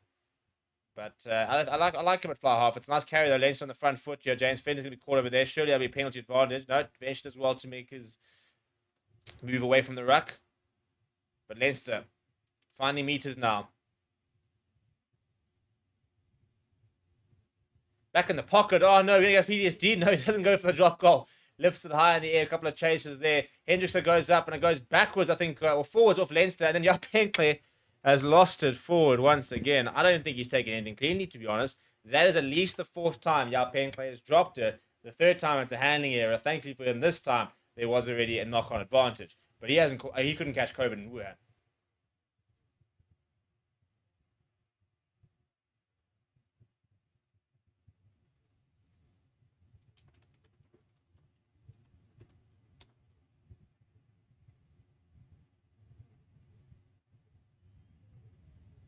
So scrum now for the Sharks. And the referee just saying, yeah, we're going to speed this up a little bit. I agree. You know, this has been almost 45 minutes since kickoff. And we've still got at least 5 more minutes to go. And I'm a big fan of half should be done. 40 minutes should be done in 45 minutes. You know, it should take us about 100 minutes on to play an 80-minute game of rugby with a 10-minute break. I do think that the games are taking far too long to finish. You've got to try and speed things up and get through the halves a lot better. Yeah, no, Sean O'Farrell, exactly. That was the thing. I saw Frawley in the pocket in Durban, and I thought he was gonna slot a drop goal to beat the Boks in the dying seconds of the game. I've seen it before. Those flashbacks. Big scrum coming from the Sharks. Penalty advantage here. Penalty does come, and that's what I expect from the Sharks front row.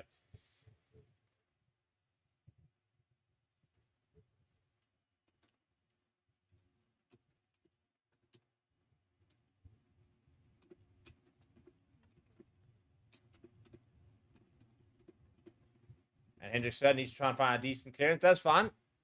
A good kick. And Sharks, they've had you can see the last two penalties of Leinster.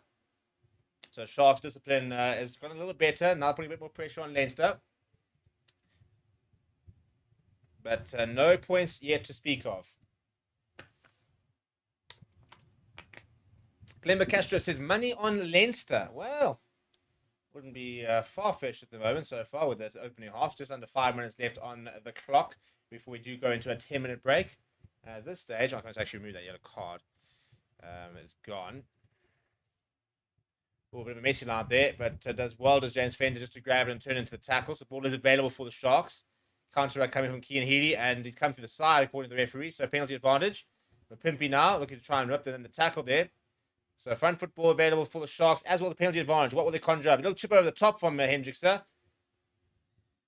Well taken by O'Brien. But they'll go back for the penalty.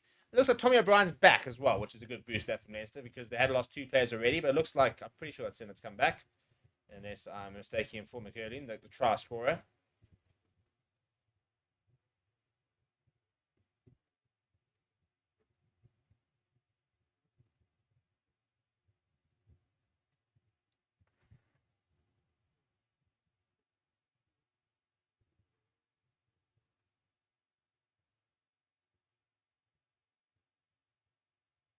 Come, Sharks need to find something here. Got to find something here. 4 minutes left.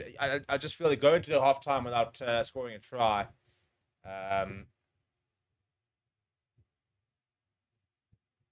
Then Leinster will be sitting there buzzing and they'll have the momentum.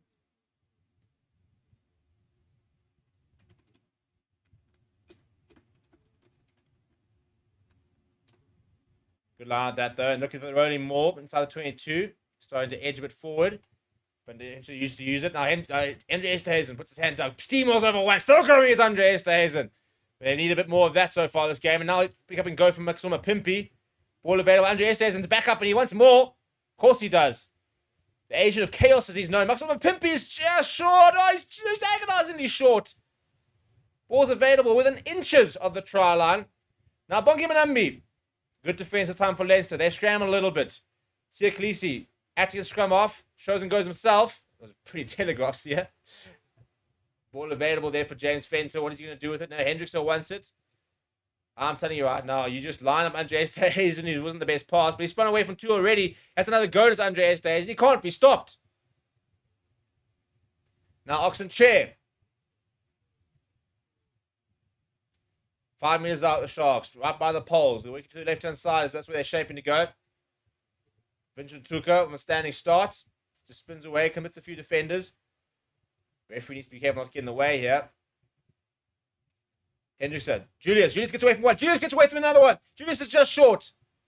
Good step in that from the outside centre. Hendrickson goes to Bongi Manambi. Good defence that time from Liam Turner. Sharks going through the phase. Sia Khaleesi now. Desperate defence here from the away side. Vincent Tuka once again. Short once again. No penalty advantage. Another bit of pressure. The ball pops out. Oxen Chair as well. But he's slightly isolated. The ball's gone loose. And penalty for Leinster for diving straight over. That is the problem, isn't it? The ball comes a bit loose. Yeah, she thought it was a try. She was celebrating. Now she's on TV, so she's still celebrating. There's a lot of applause going. I'm not sure if they realize it's not a try. It's actually a penalty for Leinster. It's a bit of chaotic down in Durban. Good defense that from Leinster. That's really good work. Max Deegan's having a conversation with the referee. It'll be interesting to see what he's talking about. Sharks may be a little bit guilty of not being patient enough there. And not being structured enough there. I think the ball sort of popping out a few times.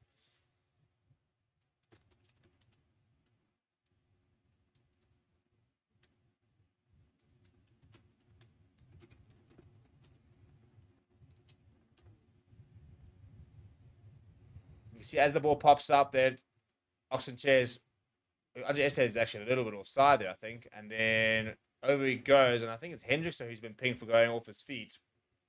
He doesn't agree with the call. Neither do the fans. Neither do the fans. Seems to be quite a lot of different Sharks apparel out there. It'd be quite good to see what their supporters gear is looking like. I always say that that's kind of the biggest issue I think with Conti. Don't do enough cool supporters gear. Like I want more than just the replica jersey. We like a cool hoodie, a nice T-shirt or something. You know, cool training wear. But it's a messy line though from the Leinster. And Sharks have got it back as James Fenter's wrestled down to the ground inside the 22. So late opportunity with 10 seconds to go in the first half. Yeah, Jason Jenkins almost threw a half gap. And Hendrickson to the left-hand side. Andre Esterhuizen's up to speed this time. Leinster up to the task. I'll tell you what, Guns had a really good half. The young scrum off.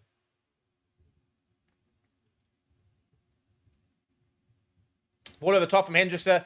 Andre Esterhuizen goes inside Marcus on Pimpy, who's then tackled. And it's forward, and that will be the half. And some words there from Marcus Mapimpi. And the fans are getting involved. Yeah, the fans, look at the fans are loving it. They're baying for blood. I mean, they're from Durban. I'm not sure what kind of damage they're going to do. But they're in for it. Bit of edge to the game. And that'll be half time. Oh, he's ready. You got to love it. He's ready to box. He's got the cross on his forearm. Yeah, and he's ready to go for it. They're still on the field, though. I'm pretty sure it's a knock-on. They have the Leinster crowd.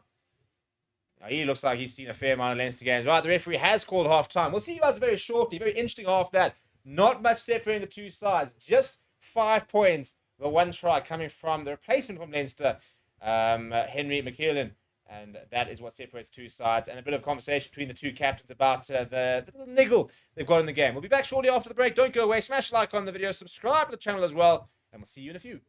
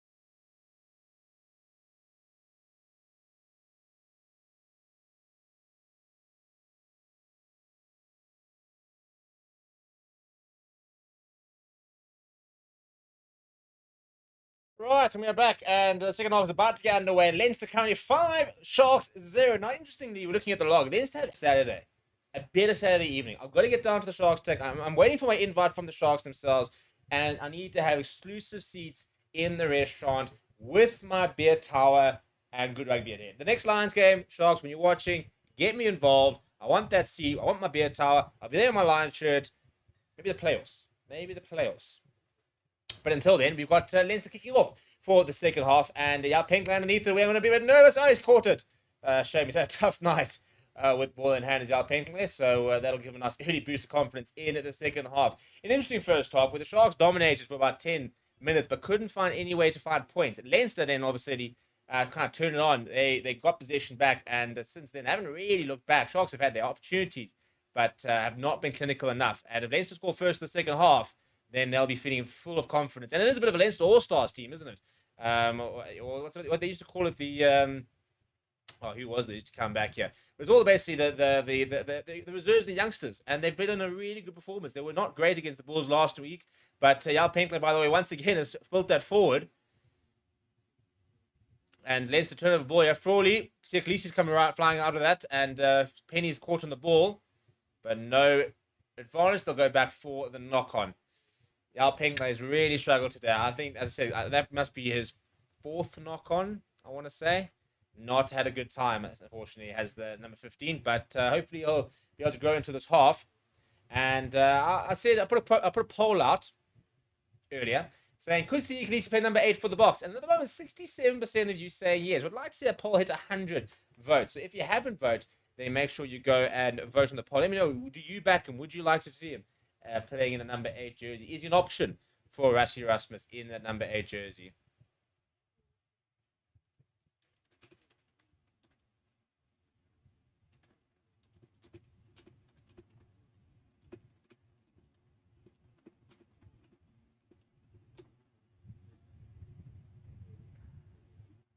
Right, so scrum time here for Leinster. This is where the Sharks have had dominance and they've won lots of penalties from Leinster put in. So they've been really good in this area of the game, and they're going to have a reset here.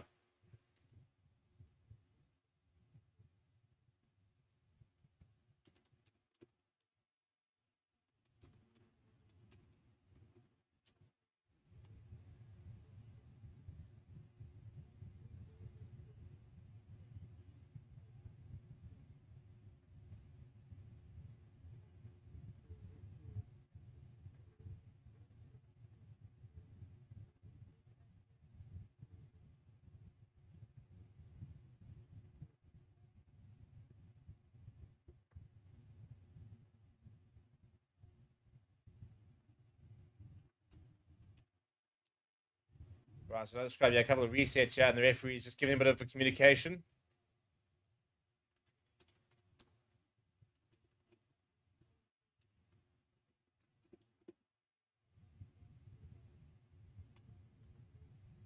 Yeah, just talking about the height, I think, of the front rows. Trying to get that right.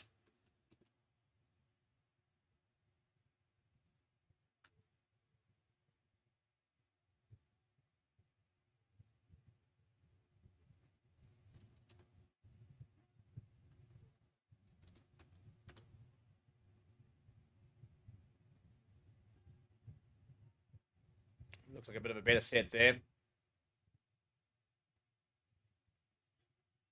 Now to the left-hand side goes Max Deegan. Max Deegan just saw the 22. Good work that from Leinster. And it goes back to Soroka. He's been full of running today. He's been very industrious as the being Leinster number 6. Now Cian Healy. I speak on the correction. I'm pretty sure he's the most capped Leinster player of all time. Like something like over 200 caps. Something silly. Oh, Frawley's built it forward. That's dreadful. That's all from Frawley. And it works out for the Sharks. Goes back to Siakalisi. And he runs back on the inside. Gets away from one actually to Siakalisi. Still going to Siakalisi. Presents it. And Vincent Tuka getting involved off the ball. Now Hendrickson goes to Mapimpi. Long pass out towards Jorenza Julius. Now he likes to put his hammer down here. Gets away from one. Still goes to Jorenza Julius. As I say, he's got really good acceleration. Does the young number 13. Hendrickson goes to Marcus Mapimpi. Now back to the left-hand side from Hendrickson. To Hendrickson. To Bongi Manambi, gets his hands free and throws a bit of a weird pass, but Oxenche managed to pick it up, and he tries to put it in the afterburners. Not much there in fairness. Once that V12 gets going, it gets going, but it takes a while to kick into gear. A bit of a diesel engine.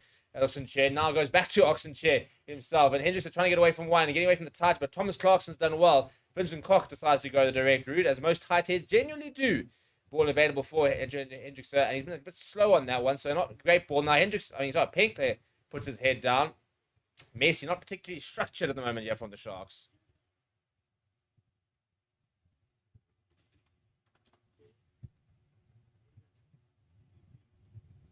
Now it stays. Now Khaleesi on the left-hand side, and the touchline gets back inside. Eventually brought down. Does that very well to see Khaleesi.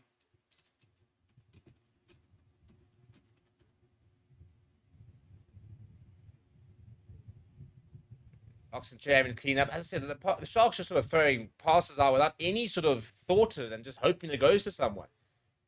And it's going to be a penalty for Leinster. That whole Sharks attack was so unstructured.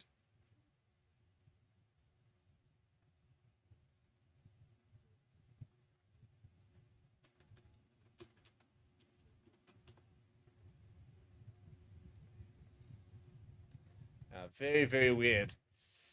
I just need someone to really kind of take control a little bit. And is Forty going to have a pop it on the halfway? No, he's not. He's going to go to the corner.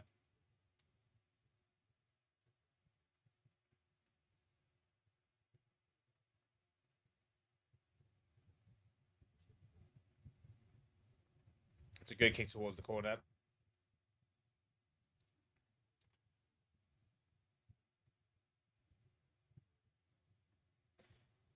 Oh, I tell you what, there's a bit of a hit there on Thomas Clarkson.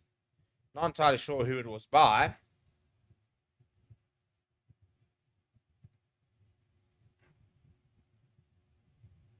But the result is a Leinster line out inside the 22.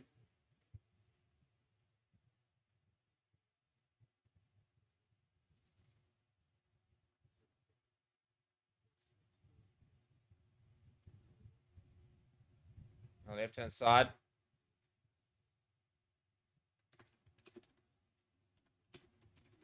And he back on the angle. Good work this here from Leinster. Good solid attack. I'll tell you what, they've let Max Deegan get a few extra meters there. Wasn't really concentrating there with the Sharks' defense. Clarkson. Ball spills back out, and Gunn. He's had a very good game today. I'll tell you what, he's been one of my man of the match nominations. With Finton Gunn. Now options. Oh, look at the line being run was terrific, and Leinster are over. I'll tell you what, that's what the Sharks have lacked. It's direct. There's a bit of impetus in the attack. They kind of know what they're doing. It's a brilliant line being run. I'll tell you what, Scott Penny has dissected the Sharks' defense. They're over early in the second half, and that's a bit of a shell shock for the Sharks, who were desperate to score first. But that's what they've needed. As I said, there just hasn't seemed to be much, urgency in the Sharks, attack. And this time, Frawley pops it short. He's running a great angle, gets away from Bongi Manambi, who's a little bit sort of feet in quicksand type of situation. But it's just the directness. It's the kind of they've got a plan and they want to go over, and you've just not really seen that sort of intent really from the Sharks.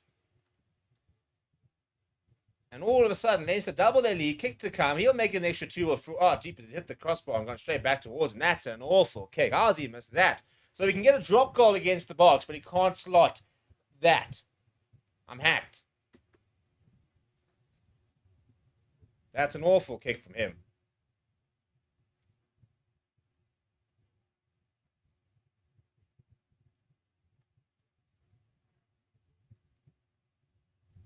Oh dear, oh dear, oh dear. But that needs to be a wake-up call. I mean, they've gotten away with not having the conversion there. It should be at 12 points to 0. But that's awful from the Sharks. And it just shows that when a team is just a bit more switched on and kind of just wants it a bit more, that's kind of literally what that looked like a little bit there. Two very disappointed young Sharks fans, as you should be, lads. Now, I'll tell you what, I wouldn't mind John Plumtree going to the bench quite early and basically saying, right, who wants to go out there and make a difference? Sort of throw the gauntlet down a little bit. Value Thomas saying, go Sharks. Lorenzo saying, what is going on? Johannes also saying, go Sharks. Troy Farrell saying, not getting time at out half is the reason for Frawley. That's a nice clearance there coming in. And what I wanted to have a look at was how many games. I mean, I haven't seen too much of Fintan Gunn. But he's been proper today. I've been very impressed with what I've seen from him. It's his first start in his career, and I tell you what, I mean, so much talent, don't they? Have got have Ireland, but he's born in 2003. Oh, for goodness sake! I mean, we've got two. I mean, to be fair, I mean, our kids are younger, but I mean, 2003.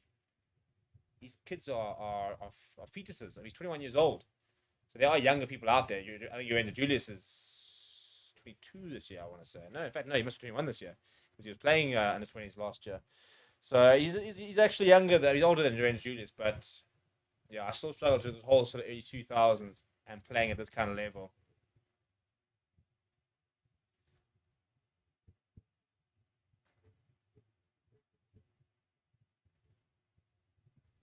And another penalty coming from Leinster. Sharks need to start making these count. They've had the opportunity. That's the big thing, you know. It's not like they haven't had their chances.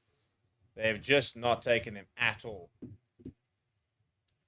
And they could pay the ultimate price if they don't be careful.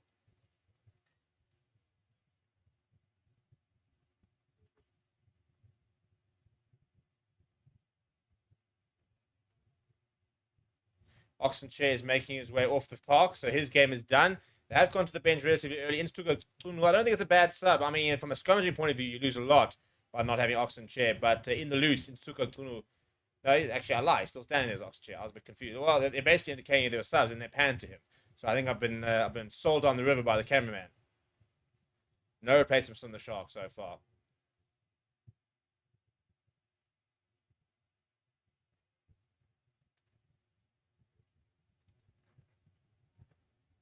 Good take that from Vince Suzuki. He's been very good at line-out. Stole one earlier in the first half as well. Edging forward, Joe, the Sharks desperately try and find a bit of form momentum.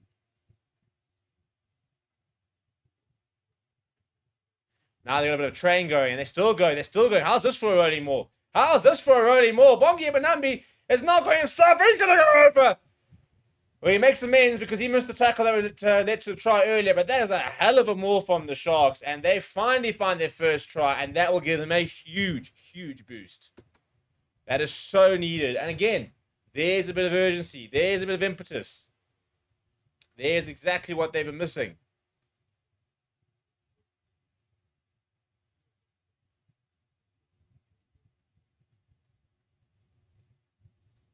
Yeah, it's good work there from Bongi Manambi. Just holding on, holding on. Eventually got the train going, really. And after that, it was just a case of being patient enough until he saw the try line in front of him. And then he thought, right, here we go. I'm going to help myself to one of these. And he does. So the Sharks finally have got something to celebrate. And a big kick this, actually.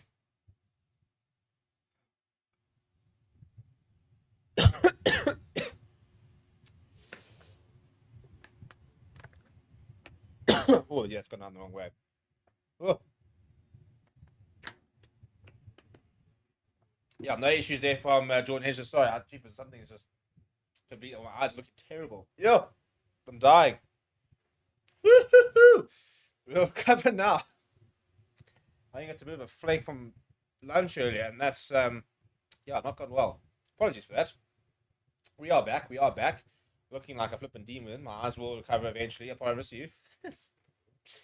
Long. Oh no, Vincent. Oh, you can't do that. You cannot do that.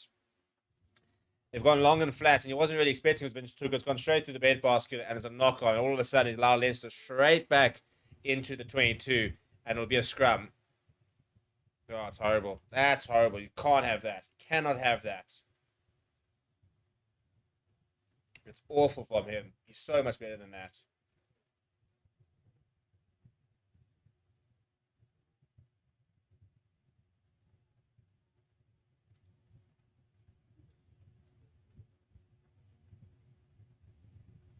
Right, so scrum in Leinster inside the 22. And if there's ever a time that Vincent needed his front row to bail him out, then this would be it.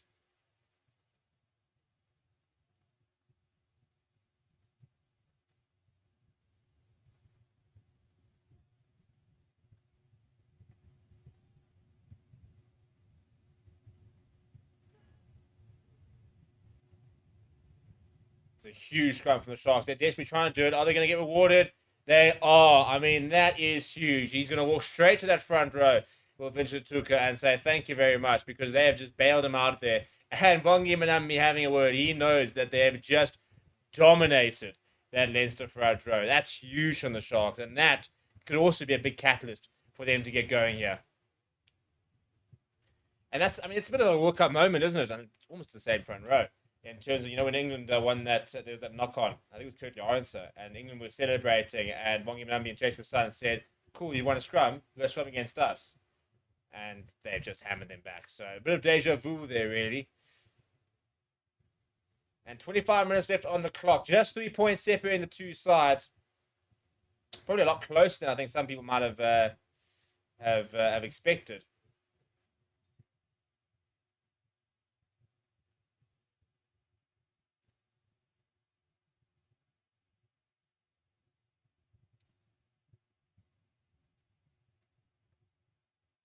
Ball goes back and Hendricks sends it up long. Jordan almost charged down, puts it in the air. Maximum Pimpy is leading the charge, as is Yao Penclair. It's very well taken, though, from O'Brien. But they've turned over their Sharks, and long pass from himself here into nobody. Oxenchair goes back, and he puts on the afterburners. Oxenchair gets the offload away as well. Ethan Hooker goes to Vincent. Vincent. It's a good tackle coming from Osborne. Into the 22 now. Leaves it for Jason Jacobs to scrum up, and then Oxenchair is back, and off he goes. Robbed of World Player of the Year. He's looking to try and get involved as much as he can, Oxenchair. That's a good angle being run by Vincent Cox. A whole different Shark side all of a sudden. You're into Julius. Yeah, Penclair needs to hold on to that ball. Slightly isolated, and the ball does pop up, and they do win it back to Leinster. Kind of just felt that was going to happen, didn't you? So a turnover ball. It's a wasted chance with other Sharks. They have so much momentum.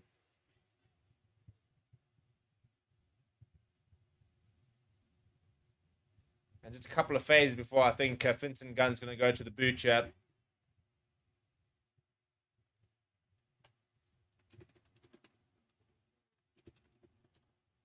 And that's not a great kick, and it's been allowed to bounce. Going to go back to Jaden Hendricks. Marcus on the Pimpy's come away with it. He's done a lot of work here today.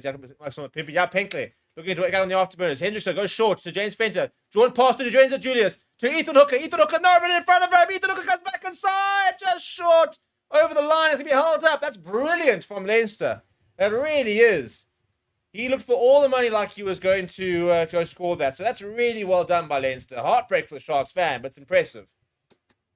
And all of a sudden, this game has definitely heated up. We've been waiting for something to just spark a bit of excitement. It was not the best watch in the first half. We're going to be brutally honest, it wasn't. We watched it because we had to, but it wasn't exciting. This is now getting exciting.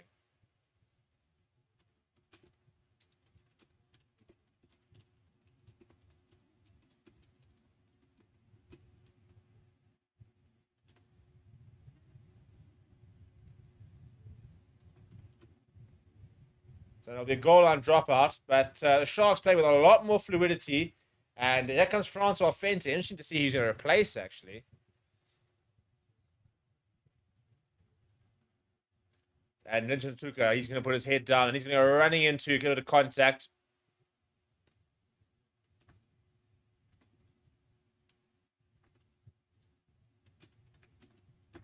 Fenter now. So Lorenzo Julius, that was his last moment, actually, just as he was starting to look good. He's been replaced by Francois Fenter. Hendricks sees a bit of space. And Francois Fenter wants a good carry first up from him. Just short of the 22. Max on the Pimpy showing go. Fake showing go. Vincent Koch up against the touchline. Throws it back inside. Vincent took it as well to hold on, but didn't go forward. No, says the referee. Emil van Heerden does well. Oh, no. Backwards is the call. And then knocked forward from Hendricks on the ground. Well, it's starting to heat up at least.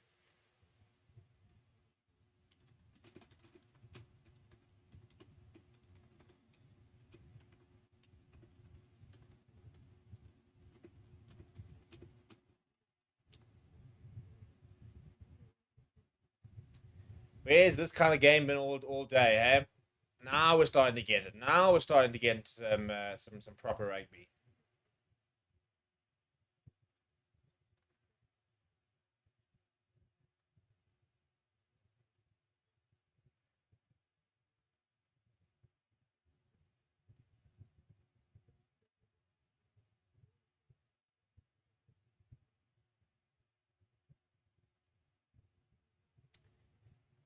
Yeah, there's the restaurant there, and I mean, what a view! The guys have got their beer towers, some rugby in front. Oh, the waitresses on the brandies. That's how you watch rugby. Nah, fair enough. That's how you watch brandy.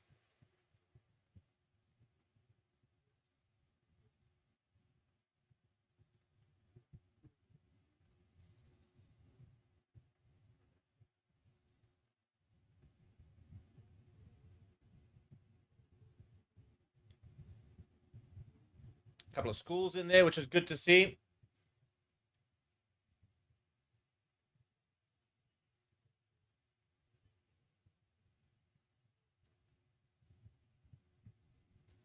Yeah, I'm going to see a lot of youth there. You know, it's the next generation. They need to go and support the Lions so they can understand that not everything is as good as supporting like the Box, for example. They got to go and learn and really appreciate what they got, because this is the thing. As a Lions fan, you have no idea how much I appreciate the Box, because the only sort of positive rugby I get to really watch, positive results anyway. I mean, when the Lions cook, they cook.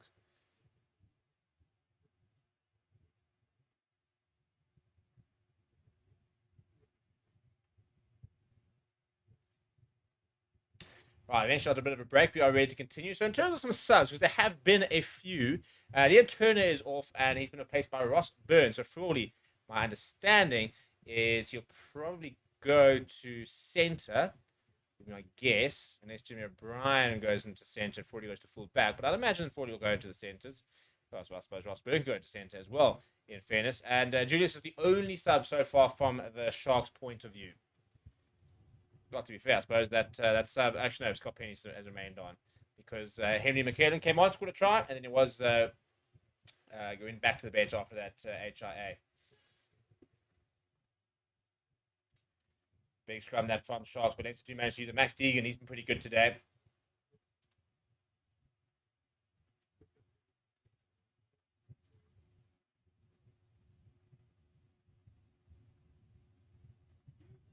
Use it as the call.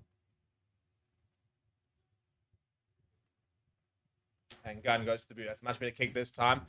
Hinkley underneath it, a bit of pressure on him. Good case that really from Tommy O'Brien. Pimpy sees a bit of space, but it's closed quickly by Kieran Frawley. Interested to see where he's now playing. I imagine it inside centre. Hendrickson now hammers it to the boot. And back is, it looks like, it's a really good take actually from Jimmy O'Brien. O'Brien's getting involved. Osborne being cleared off the ball. Big counter at the coming from the Sharks. And Andrew Estes has turned things over. He's played well today. One of the few Sharks players I think is, and so is Oxen Jay actually, who've really sort of sat there and say, right, I'll drag us through this game. Just the 2 points reminder on between the game. Oh, Bell Pinklet's got straight through his hand. Not the best passer, must be said, but that ball's going in, and I'll tell you what, a bit of a pause there from O'Brien. Otherwise, he could have been in there. Maximum Pimpy getting back and getting on the ball, but Sia Khaleesi having to clean up all the way back just out of that 22 from the Sharks. A bit sloppy that.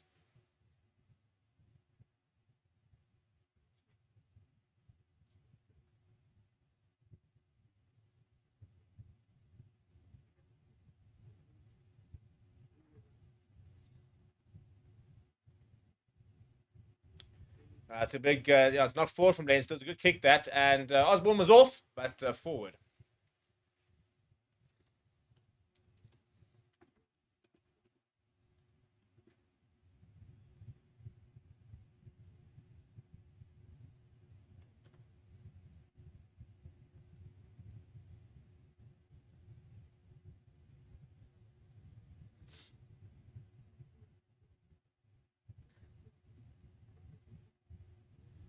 The operator. I don't know why that song's on my head, but it is.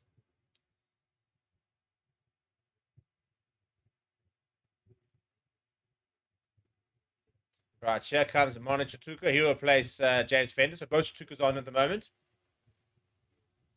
Ashwin saying, do you think the Lions can beat Glasgow tonight? Can we? Yes. Will we? Probably not. It depends. It's not our best team. Centre pairing, I think, is a bit underpowered, and yeah, I think we're missing a couple of players. More if Van den Berg was playing, I'd be a bit more confident, to be honest. But I back our front row to hold their own. To be perfectly honest, there are players there who can change a game, but you're gonna need a big shift out of that loose trio. So I think if the loose trio pitches up tonight, then we could cook. But a lot of this is going to depend on the likes of an Edel van der Merwe who's leaving to the Sharks. The least you can do is give us a flippin' send-off within the playoffs. Kieran Horn, good game for him tonight, could go a long way. I don't know. We'll see. Glasgow Warriors last week, they're such a good side, and do you believe in miracles? I do. I got to believe in miracles. I'm a Lions supporter.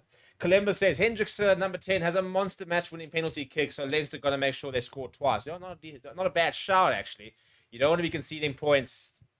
You don't want to leave it to 3 points right towards the end, and even with a 50-meter kick. He's done it before to the Lions. When arguably it should have been time out. I've been confused about that whole situation. But anyway.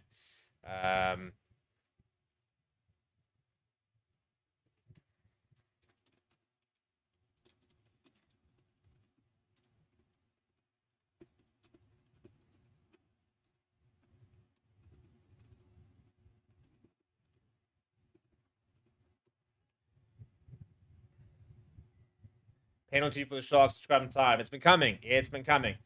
It's just the last couple of scrums, Leinster have been able to get the ball out, but not easily. And you kind of feel that they're skating on thin ice, and that ice has broken from underneath them. But they've not found touch there, so that's not helped.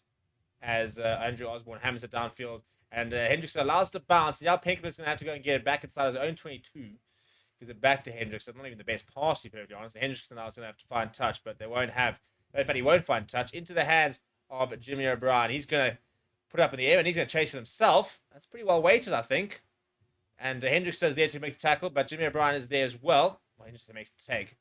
O'Brien there for the tackle. Get this, Steve. Get there. It is only 8:45, still early days. Hendrickson goes short. Emil van Heerden just takes contact. Really poor at that from Jordan not to find touch. Just put all the pressure right back on his team.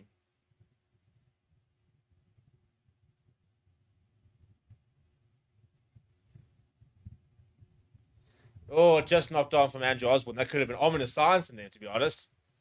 It's going to be a scrum for Sharks, which will suit them.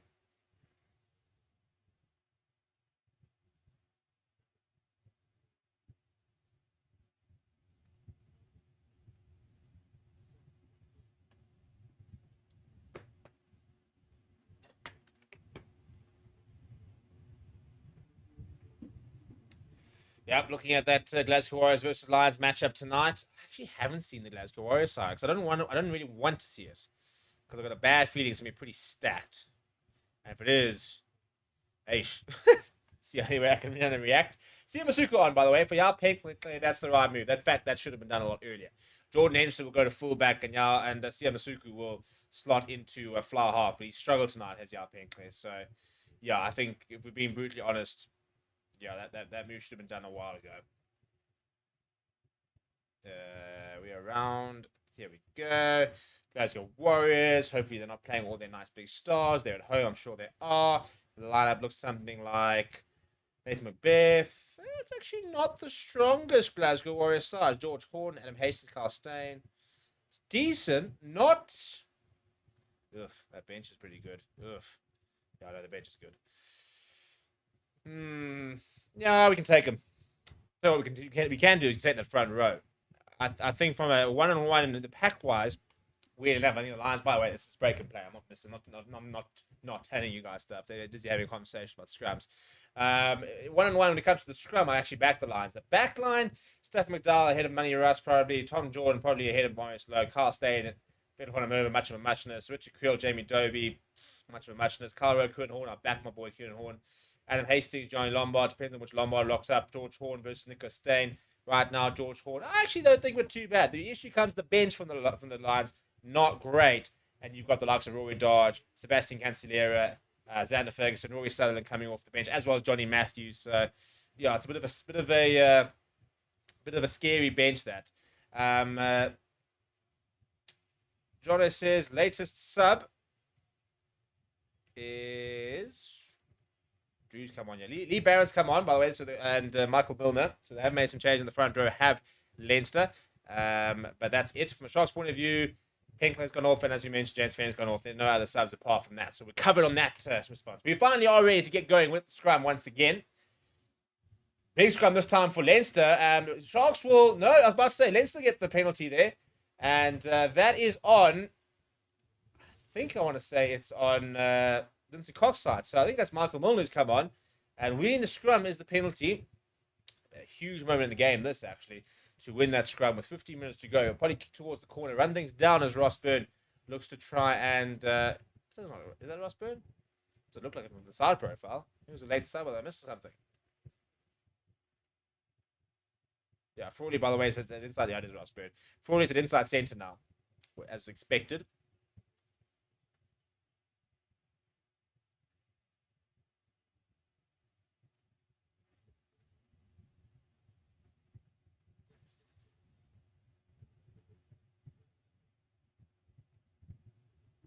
Right, here we go. That's the last scrum. That's so annoying. I mean, Oxen Chair, you just got to see the penalty. And now they've made changes. So, Fairs and Barks is on as well as Intutuka Tunu. Ashwin saying, last season Lions upset Glasgow and beat them with 13 men in the field. If you can remember that one still, my man, I'll remember that for a long time. We were wild. I'm pretty sure us United Clavicania got the red card there. And we were phenomenal. It was the weirdest thing. We went down to 13 men and just clicked into gear. It looked like we had 16 men. I find 44-20-21 was the game. No, it wasn't that one else. He got sent off overseas. This was who got red carded? Was it Maurice Lowe maybe? Crawley back inside. Yeah, no, it was wild. We were wild. I remember that game well. Max Deegan to the left hand side. Yeah, a bit of space. Takes a while, and then just puts his head down. Does Barron?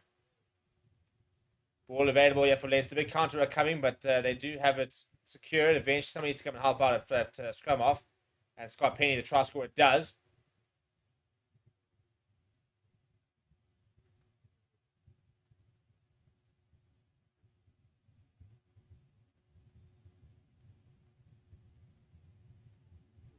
Clarkson now. Inside the 22. It was Ron Fenter who got the red card. Yeah, he got a direct red after a yellow card as well. It wasn't great from him.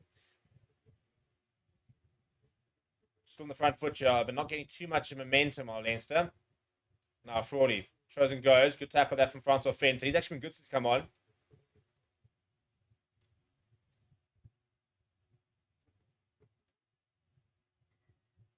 And a penalty for the Sharks coming from the side. So they get away with that one.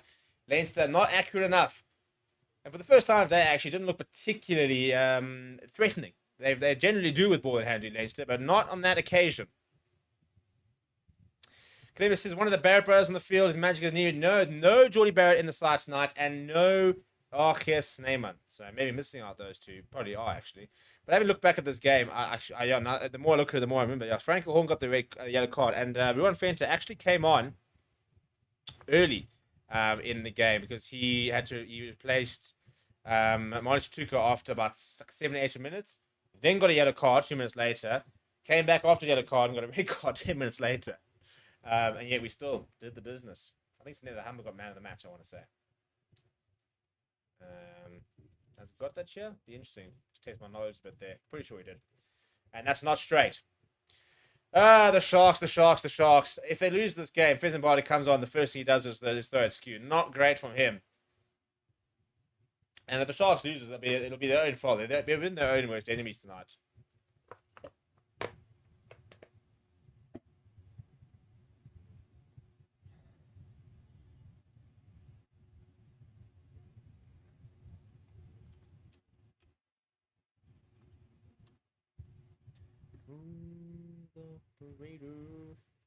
Always a good Leinster contingent. I really like the fact that the Irish fans travel. But also why not?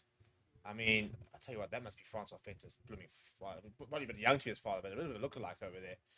Francois Fenter after a few brandies. Why wouldn't you, as a traveling fan, if you're Scottish or Irish, especially now, escape the weather, the cold weather over there, come down to South Africa for a little 2-week break. The weather's phenomenal. I mean, if you're now watching, you're going to Durban for a week, you've been in Pretoria for a week, you can often do a Joburg, a Cape Town trip, for example. And they've stolen the lineup. They have the Sharks. It's bizarre, but then lost backwards, or forwards actually, by Tsuko Tunu. But the initial knock on was from Leinster. We'll go back for the scrum. Messi, Messi, Messi, Messi, Messi. Christian van der Merwe saying Sharks is struggling. They are. They are. Not that Leinster have been particularly good the last few minutes, and Bradley Davids was onto the park in place of Jaden Hendrickson. So going to the bench here are the Sharks. They've just, he was the last one to come on the bench. Ruan Drea, by the way, on as well as Corne Roll.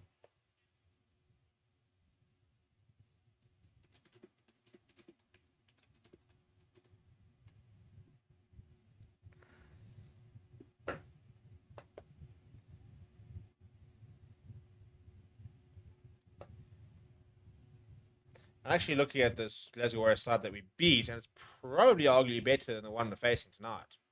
Not as good at front row, but the rest of it's pretty good. Much better. Yeah, I know there's, I think, over the 23. Free kick here for the Sharks, and Bradley Davids taps it quickly and goes to Andre Esterhazen, the wrecking ball. Well, he's bounced off somewhere. We actually missed it because the camera work has been pretty poor. But pick up and go here from Tuka Mtunu.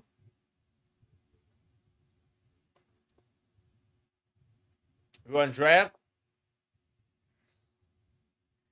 Bradley Davids to the right hand side. Oops, he slipped there from Sia Masuku. He's gotten away with it. And no advantage there, says the referee. Ashwood says, I have one question for you because you're doing this a lot. You're very hard on the Bulls, who wins the games 90%, but so much experience in Sharks, but they're not able to do anything with it. Why? I'm very harsh on the Sharks as well. In fact, I've actually don't have much time for the Sharks, to be perfectly honest, because they just sit there buying Lions players. And any players in general, to be perfectly honest. And, then they go and play well, and it's like this big shock when they do play well. Or like the surprise at how good they are, and they're signing everybody under the sun.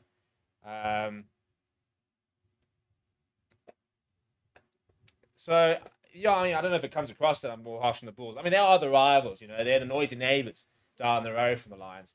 I do think the Sharks have criminally underperformed the last few years. Criminally so, with the squad they've got, and they just keep adding to it. And I think that in many ways, I think their recruitment policies are actually what's killing them.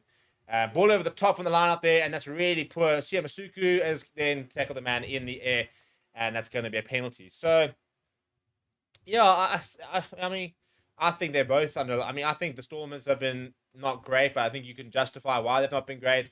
And I think the Lions, even now, are overperforming for what they've got in terms of resources. I do think the Sharks buying all these star players, they then get involved in the box, and that means they not involved as well. But I've also got lots of questions about the Sharks medical department because they've got lots and lots of injuries, consistently. But all the teams have, and I think it's showing you that we need to have the depth, and that's the big thing. The Sharks have been consistently trying to add to their squad to find that depth, so that when they've got all the injuries, they've still got, players like Vince Tuka, Manch Tuka coming off the bench, even though, they've got Pacey Lazy injured, for example. Leicester with the line now. It's a good take, that, as we go into the final 8 minutes, and time is starting to tick away a little bit from the Sharks. Still time, and I mean, within 3 points, you can, one try changes a penalty, levels things up. But Finton Gunn is going to go to the boot, and a lot of Sharks backtracking. Maximo Pimpy underneath it, needs to make sure he takes it well. It does not take it well. Knocks it forward, and then it's not forward by Leinster, but it will be a Leinster scrum, and they've just got a scrum penalty as well. So this could be a big moment in the game. They win a penalty here. I'd imagine take the 3 points, get themselves 6 ahead, force the Sharks to really play, rather than maybe looking at taking a penalty and leveling things up. That would probably be the thinking here from Leinster.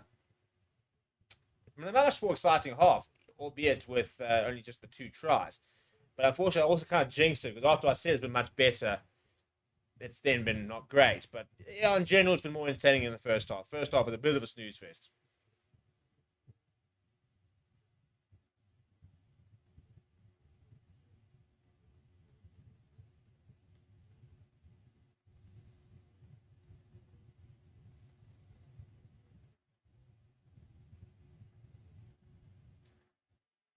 Right, so now the first scrum really of the new Sharks front row. Nkunu and Ruan Drea up against Michael Milner and no, in fact, Maureen Maguire's come on yet, so it is still Thomas Clarkson. Let's see what they can do. Looks like a decent hit there from Nkunu, and they've got a big scrum, but they've used it quickly. This Max Deacon has done very, very well today, and Tommy O'Brien fighting hard in the tackle, and Gunn goes to, looks like Brian Deeney. It's a good carry from him.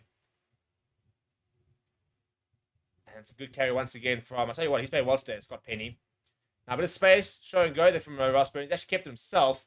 A lot of Sharks players looking for that interception, so decided to hold on to it, which I think was the right decision. Now, standing start from Scott Penny. Eventually brought down by his opposite number, Manich Tuka. We've got space. Oh, cheapers me. That's horrible from Andrew Osborne. They had an overlap, and he was so busy trying to take the overlap that he knocked it forward. So it'll be a scrum for the Sharks. A silly, silly error that from Andrew Osborne. Eye on the ball. It's like the number one thing you get taught when you go to club rugby when you're 10 years old. Eye on the ball. And he just completely took his eye off it and knocked it on as a result. The amount of handling errors tonight has been really poor. There's no doubt about that.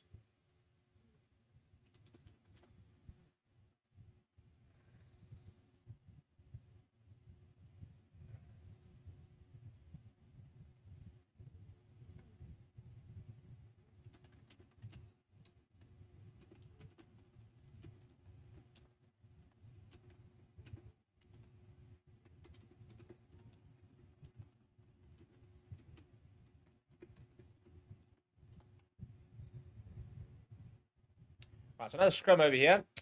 East Coast Tropical Fruit Trees official. What was it, a half mouthful off? Saying, what an insipid game of rugby, worst I've seen in a long time. Yeah, it's not been great. It's not been phenomenal. Don't worry, the good rugby starts in T-minus 35 minutes, in fact, with the Lions versus Glasgow Warriors. I've got the most annoying watch in the world. When it gets to 10% left, it just shows me 10%. It doesn't show me the time, it just shows me 10% left. I mean, what is the point?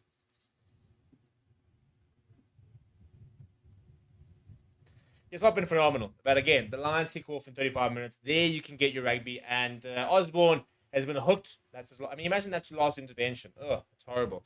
So Henry McCurtain, who's already scored a try, is back on the park. And it looks like Rory Maguire is coming on as well. So he will replace Thomas Clarkson. He put in a good shift, in fact, to Thomas Clarkson. So just Alan Spicer and Oliver Coffey, who are on the bench for Leinster. Nobody left on the bench for the Sharks at the moment. Thomas Clarkson, 25 years old. I think that he'll play more rugby for Ireland as he goes. He's got 6 caps. Made his debut last year, but I think he's a talented tight end. And with all the injury issues that Tyke Furlong's had, there'll be more options to try and find someone you can actually push the likes of Finley Beelum. Penalty advantage for the Sharks. Bradley Davids. Andreas doesn't go short to Francois Fenter. Masuku goes short now to Hooker. He's had a quiet game today as Ethan Hooker. Bradley Davids, Masuku. Chip over the top of his left boot. And they'll go back for the penalty. It's been well gathered by Jimmy O'Brien. Ashwin says, looks to me like the best thing South African team's going to do this weekend is beating Zebra. Ugh, imagine. Stormers getting undone last night. The Sharks. Well, they got a late opportunity here. But 3.5 minutes left. They're running out of time. Imagine being a Leinster supporter, though. You've travelled down to watch Leinster and you end up watching 2 losses. Wouldn't be great. That's why, when I travel for the Lions, I'm going to have to just mentally prepare myself to go over to wherever and watch them lose twice. I'm going to have to make a bit of an adventure out of it because I'm not going for the rugby.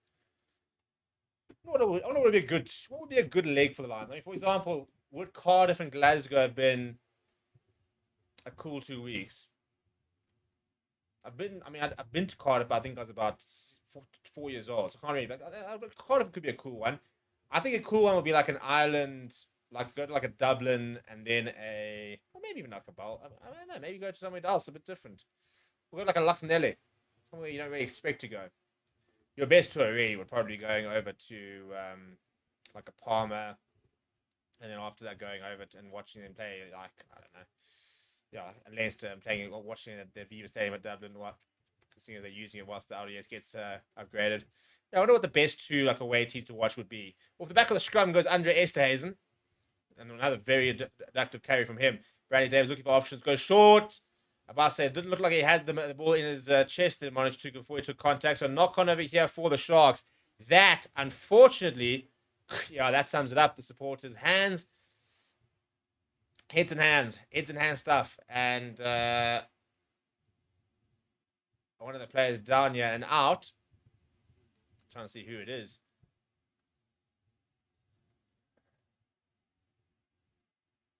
I actually think it's Rory Maguire who's just come onto the park.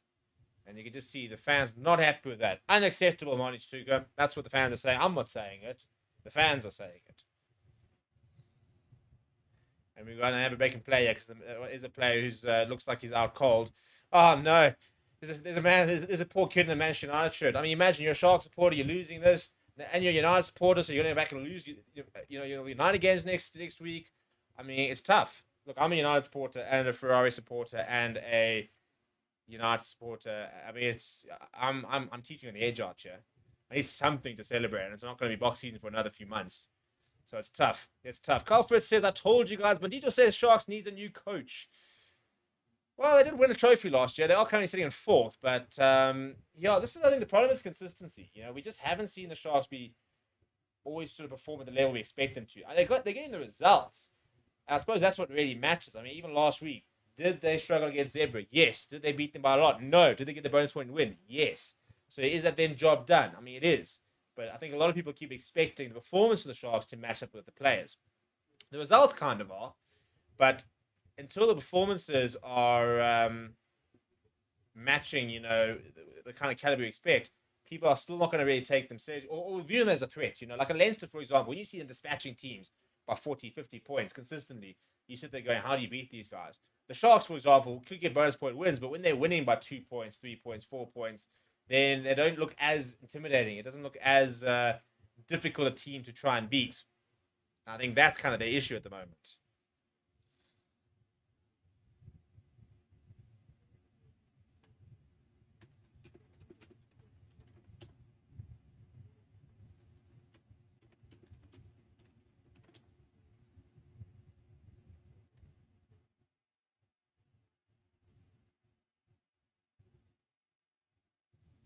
There's the Leinster contingent. They're up on their feet. There's less than 2 minutes left on the clock here, but it's going to be a while before we get Roy Maguire off the park.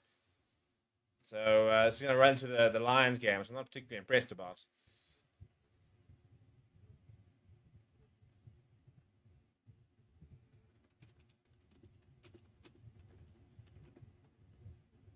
Well, she's sharp for life.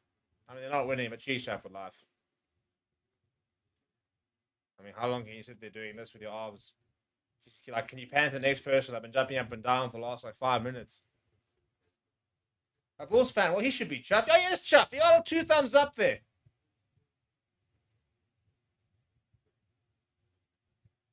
The executives are on their phones. They're a bit fed up. A couple of schoolboy teams in there. Rob Marawa's got his Bulls cap on. The Chicago Bulls, they're not the Bulls. They were the Sun. He's chuffed. A couple of young fans there getting ready to have their ball signed afterwards. He's vibing. He's had a few brandies. A few brandies.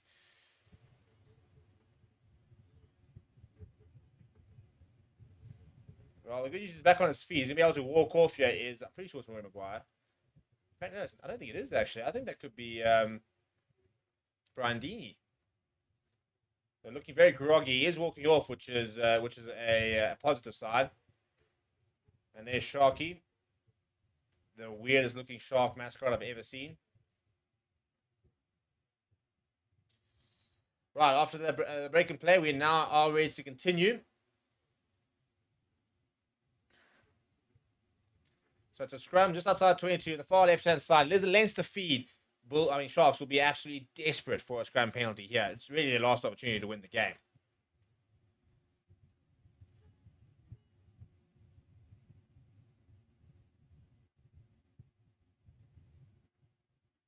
Deegan off the back. We've seen that a lot. Runs into Sia Khaleesi. Finton Gunn. They're just going to try and just hold this up here before Gunn goes to the boot. He wants a few more phases. I think no, he wants a bit of protection. He is now ready to go to the boot. Is the scrum off? Who at 21 years old in his first start, I think has been absolutely brilliant. Yeah, and he's held on to his McKeown. So that's a really good kick and a really good chase from Leinster. And that'll eat up valuable seconds. Michael Milner.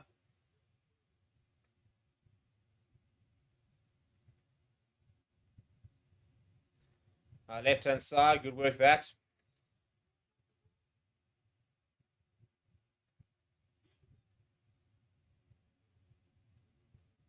Right, going to go to the boot once again as Gunn. Again, it's about just wasting a few seconds. And once again, they've gone backwards, but a penalty for the Sharks, offside. This could be a big call. Do they look for the draw?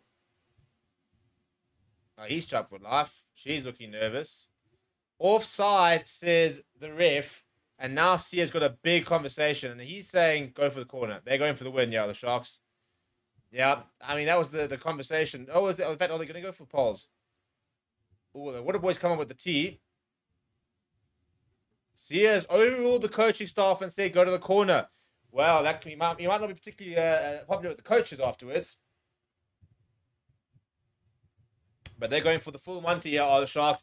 And with 5 seconds left, 4, 3, 2, 1. There goes the hooter. Last play of the game. They don't need to convert a try. They just need a try. They've turned down the 3. They've turned down the opportunity to have the draw.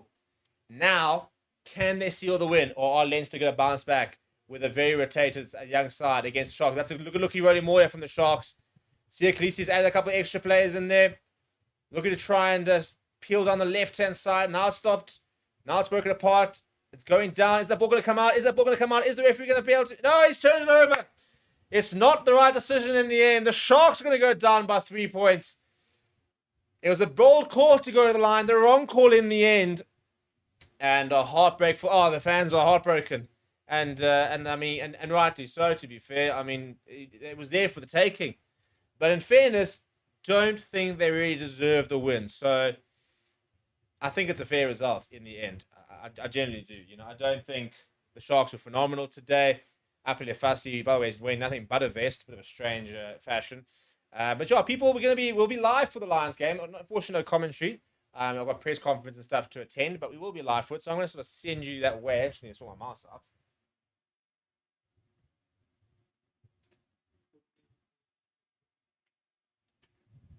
There we go. So I'm going to send you that way so you guys can go and check out some live school and stuff like that. And, yeah, well, 1 out of 3 so far from the South African teams. Will we see 50% after tonight? Will we see the Lions shock the Glasgow Warriors over in Scotland? I hope so. Let's see. Let's wait and see.